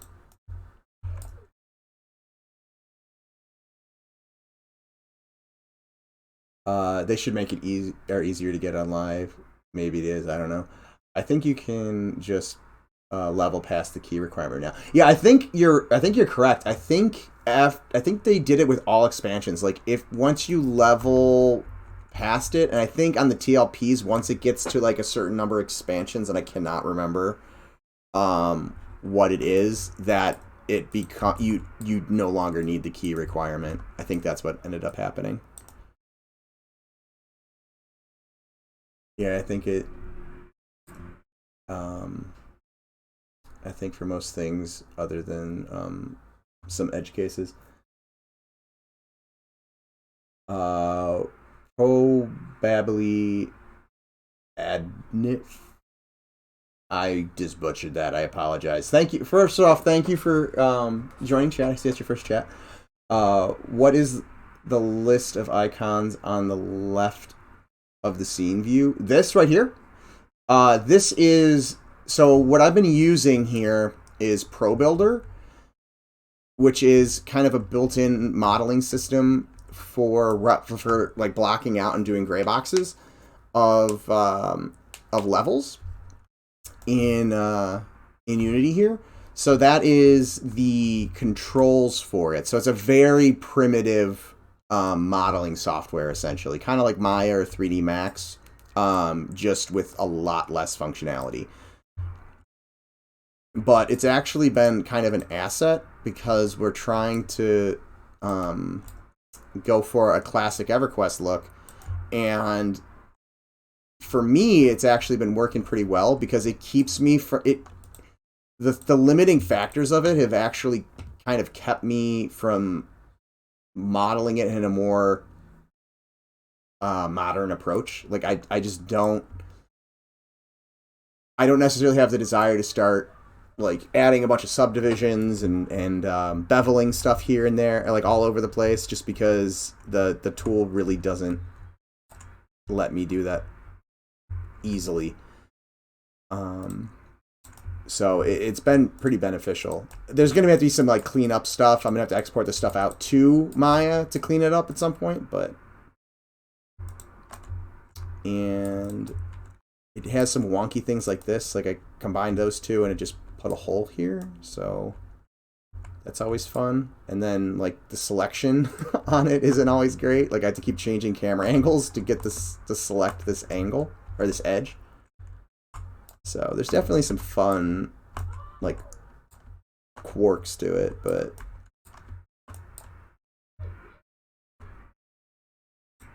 I think it's gonna be a decent asset for us.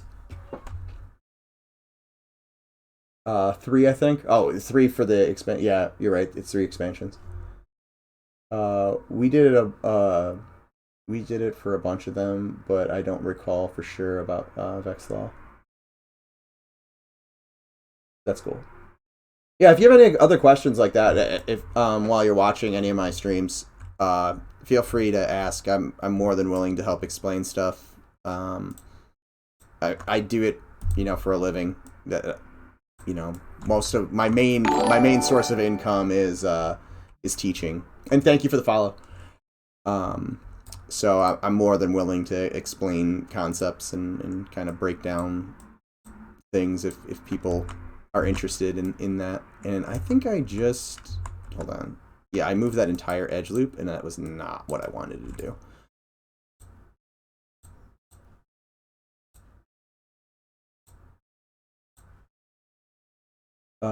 Do you know what engine EQ was originally built in? And what do they use now?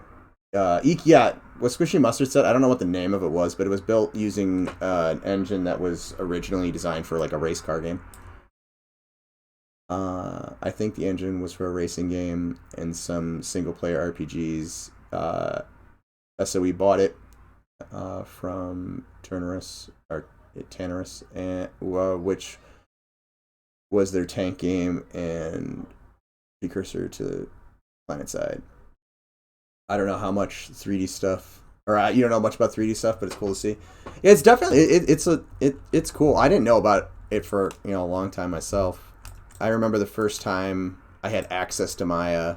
I was like, oh, I'm gonna make a Death Star, and no one had ever showed me anything, and this was before YouTube was a thing. And oh my god, I couldn't figure out anything. And then I got like one demo of it, and I was like, oh, okay, and kind of went from there. But it's definitely a fun thing, even if you're doing it like on a hobbyist level. It's kind of fun to play with.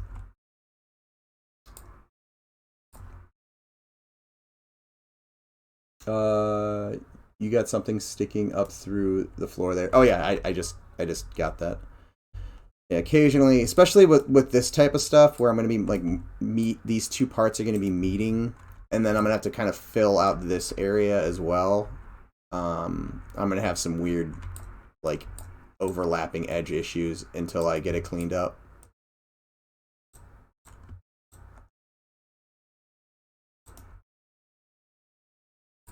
Uh, 3D Max, I believe, was the first zone modeling software. I thought, obviously, you would know better than I would, but I thought you guys used 3D Max. I didn't think Max was the first thing. I thought that was eventually added. But I could be obviously completely wrong. You'd know way better than I would. But I do believe you're correct that you guys used 3D Max at one point, or for it. The car thing was for pathing. I don't know if it was related to the zone building tools. So EQ in the early years, we were all just cars with weird adventures fighting in places. It's funny how things like that work, huh?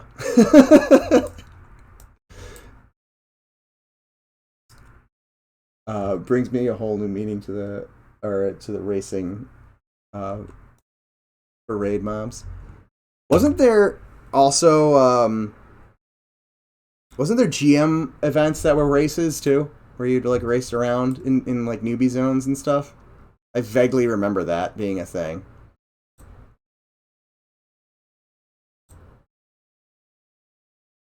Give myself a little bit more geo here to make this not so boxy.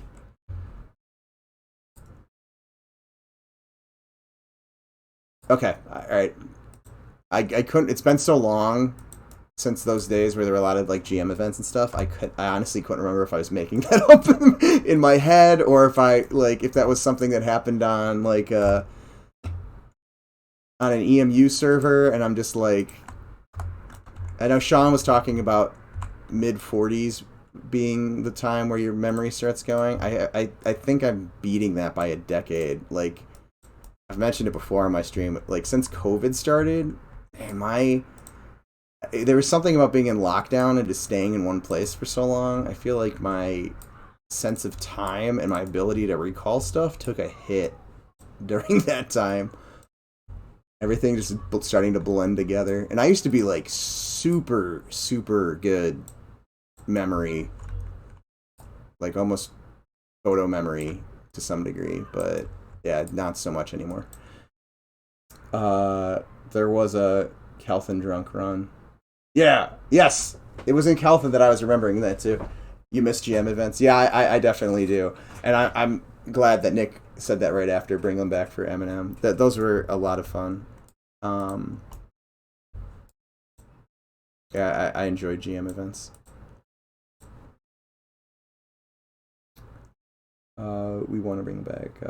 Also, hi all. Been enjoying the dev streams while resting from Rona. Oh, that stinks. I hope you are feeling better. I know I know a couple people that have had it recently, and it's been rough. So hopefully you are on the mend, or will be on the mend very soon. Miko bites. But I am glad you're enjoying the streams. You know, I enjoy when people come in and hang out.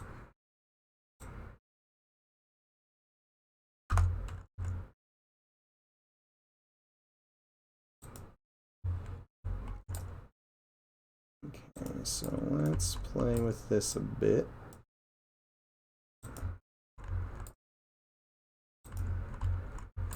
Oof, that's a weird angle. Let's just merge these together. That's kind of what I was going for anyways. And then we will connect those.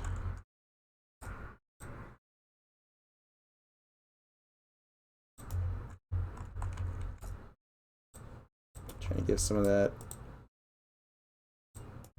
kind of oddly extruded, classic looking geo. Here, let's do a. Although I'm not in love with what's going on over here. So let's figure out something to do with this. Whoa, you guys are talkative tonight.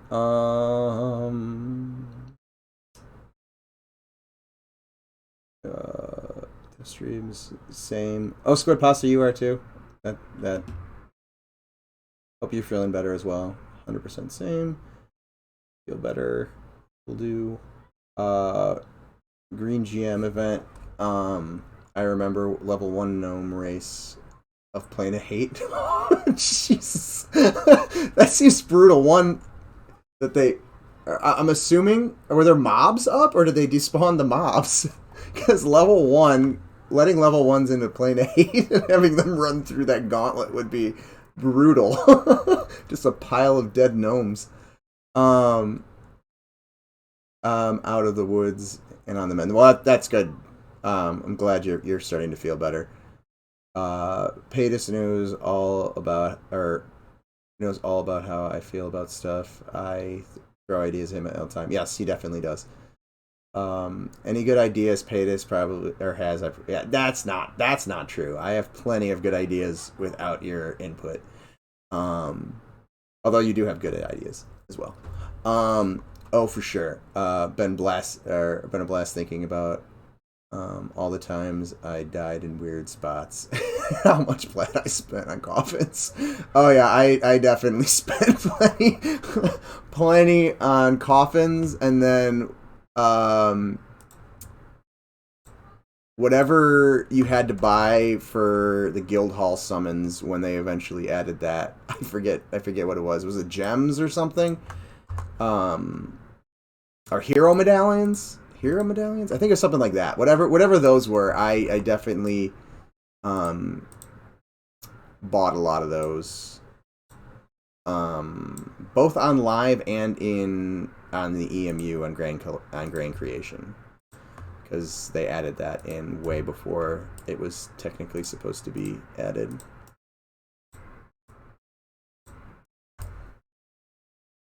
I played Muds It's Friday. Everybody's rowdy. Hey, I'm not complaining. It's fun when there's more people talking for sure. I just feel bad because I feel like I'm like neglecting you guys in the conversations. I played MUDs before I knew what EQ was. GM events are what really made the community feel alive. Oh yeah, definitely. GM events and just some of the older mechanics and stuff to a degree that just required you to socialize more. Really made it feel alive and like a real living breathing world to a degree. Okay, I'm gonna real quickly check this out. I know there's a seam here and I need to figure out some more stuff, but it's also getting close to the end of when I wanted to stream because yeah, it's 8 o'clock here and I have not had dinner. The kids have. They made their own dinner when we got home. But I have not eaten and my stomach is growling. So let's take a test look at how this looks. And for anybody who is, I guess we're going to do the whole thing. So again, for anybody who hasn't seen this before, this area is designed off of Goblin's concepts. So, he had this kind of planks over these old ruins, and here is what it would look like underneath. So I still need to do some things to make this, to kind of hit this a little bit better. Obviously, there needs to be texture, but the boards, there's too much space right now, and it's letting too much light in. So there's a lot of light getting in there. So I'm going to have to play around with the boards some more, which already took a ton of time to get them all laid out right. So I'm probably going to end up widening some of them and deleting some of them. So that'll take more time. But now that I have this, I can start building up the buildings. Or I guess I could have done that beforehand. I just didn't want them in the way as I was doing everything. But I had done a little tiny encounter space under here and wasn't quite sure, or it was more of a test of how small of an area can we tuck a little content area into. And after I did that, I punched a hole in the geo for the terrain, and I kind of lowered that down, and I decided, why don't I try to expand the area down here over to there and kind of build out like a cavern area, because I knew we wanted caverns and caves and stuff like that underneath. So I decided to hide that and play around with like how we can use things as secret doors and stuff like that. So there's this little area, and this area is pretty tight. I might do some adjustments to it at some point if we end up keeping it. But so we got this little area down here. I'm just kind of playing around with different little areas and trying to keep a classic feel. I've mentioned this before, but some of these UVs and stuff break with Pro Builder as you move stuff around. So there's going to be some weird texture seams in places, and that's just Pro Builder being weird as I move stuff. But so just kind of playing around with different areas that could be camps that look feel kind of classic-esque, if I could speak. So I'm just kind of playing around with that. No, lore or anything like that. Directly driving this, and had a little sacrificial altar here, and kind of base this off the hole where you have to kind of go down to a safe spot that you drop off that you can't climb back up out of. Except I made it a little bit more treacherous. So you got this really sketchy little edge here that you have to ride. Although I might clean this up a little bit. I kind of really want to extend this, so I might bring this up and extend it around here. I want this to be a little bit longer. But you drop down, there's a little area that you could potentially have content. And I would want to say, I want to put some like boulders and stuff in here, like some of the classic zones have. So there's just some like caves and stuff off of here.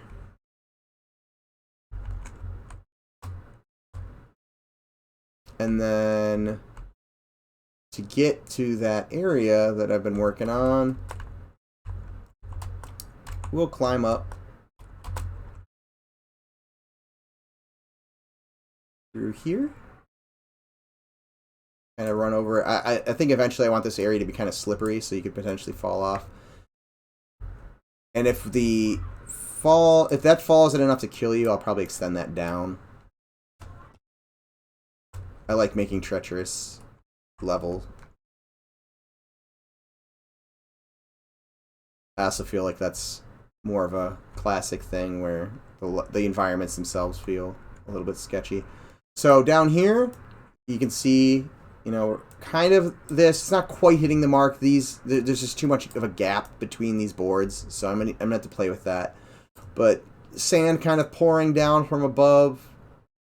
So what I'm doing now is kind of building out these encounter spaces that, you know, some of them you're gonna be able to see into, but you can't get to them. And I think I'm gonna do something similar over here. And to get to them, you have to go inside. And this area might be a little bit... I might extend this slightly, this wall or something like that. But I want it to be tight, but I'm also feeling like it might be a little too tight once we start putting mobs and players in here. But you can drop down, and I think I am going to move this sand that's coming in down a little bit. But... that's working, although this building is way too small feeling right now, and it doesn't have a roof, so you can see through the bottom of the train.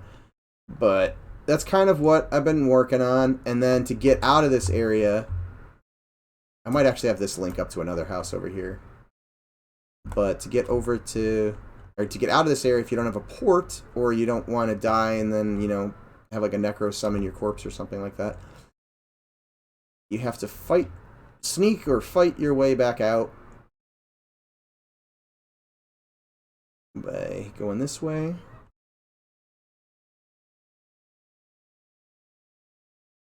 And then down through here. And then up through this cave. It kind of circles up around. And again, these are all kind of built where I can really easily extend out and make more rooms and more tunnels and stuff. But I don't want to get this too big and unwieldy before we have the lore and stuff locked in. So I kind of have an idea of what's going on. And then you come over here, and there's this kind of rock, and then there's this brick that has fallen through, and now I'm back in that other area that I was in before I kind of went down that cliff over there. And I can't go up through this. I can only drop down, and over there I can only go down. I can't get back up. So it's kind of two one-way passages to get you back. So there's those little areas and stuff I've been playing with off of these. But we come back over here, we can climb back out that ladder we came in earlier. So that's kind of what I've been playing around with on my streams for the last, I don't know, 2-3 weeks probably now. But it's getting to the point where I'm almost done kind of working into these ruins, at least for now. Again, scale could easily change once we start getting mobs and groups down into this area. You know, I might be pushing walls and stuff like that and just scaling this stuff out and, you know, maybe extending this area down a little bit more. So we'll see how that ends up playing out. But yeah, so that's kind of what I've been up to. And I'm going to do my end spiel now. So let me go back into Shaded Dunes. But yeah, so that's kind of what this is. And for anybody who doesn't know what the project is, we are making an MMO. It's an indie MMO called Monsters and Memories. It's very inspired by the classic late 90s, early 2000s MMOs. So kind of like the first, you could basically just say the first generation MMOs. But EverQuest is a main inspiration behind this.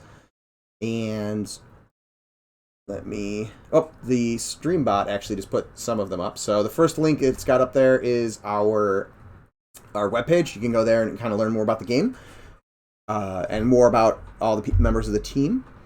Our mailing list is the next one. That is great, you know, if you want to keep up to date with what's going on in the game and get information that way. You know, feel free to join that. Also, if you're interested in potential game tests and stuff like that, hopefully later this year, we would really like to be able to bring in some members of the community and you know, see how everybody likes how everything's feeling at that point, and you know, do some stress tests and stuff like that to some degree. Or stress tests in more than we we have currently in terms of people that are popping into the server. But that, and then our Discord. So join our Discord. All of the team members are in there. It's a great place. We have, you know, conversations that go on about EverQuest and our game, and you know, just games in general and game design. So there's all sorts of fun conversations and stuff that go on in there. And then this is a link to all of the other team members that are streaming currently. So, you know, check out their streams and follow them. If you know, wanted to see some other things, Sean is a loving robot, and he's more of the kind of development streams and game testing, stuff like that. Zukin does the critters and stuff, so that's what he's been working on a lot. Goblin does the concept art. Nick's been doing some game design stuff and some QA stuff. And then Ali's doing some programming stuff when he can. The programmers are a little bit more limited on what they can stream, obviously, for like security reasons and stuff like that. So, yeah, check those out. Let me catch up on the last bit of chat before I go. So, sorry, POF entrance. Hold on. Play mods, yeah, mods. POF entrance, I'm assuming, is Plane of Fire entrance? Or Plane of Fear entrance. That would be more... I'm like, Plane of Fire is not that memorable of an entrance. Plane of Fear is. The kids made dinner. Is that why Ali said you were on fire? No. But actually, the funny thing was, when he said that, somebody was making a quesadilla or something, because I could smell it. LOL, I was gonna say something, it just sounded funny. Kids only prepare dinners for themselves. Dad must on his own dinner. Yeah, they've gotten to the age where they're starting to learn to cook and have fun with that kind of stuff. But for sure, I still find it hilarious the box rotates like that. Yeah, I was playing around with like how do I wanted to do that. I also thought about like having it open up or raise up like a DeLorean door or something like that. But I was like, let's just go with something really limited, and see how that works. And it looks kind of silly, but it also kind of works at the same time. So I like it. It feels kind of classic to me. Just put a death pit at the bottom. Train, yeah. When I was running out, probably is when that came up. Yeah, thanks, Nick. Good stream tonight. Enjoy dinner. Yeah, I got to figure out what I'm gonna hunt down to eat. But thank you everybody for joining me and sticking around after Sean's raid.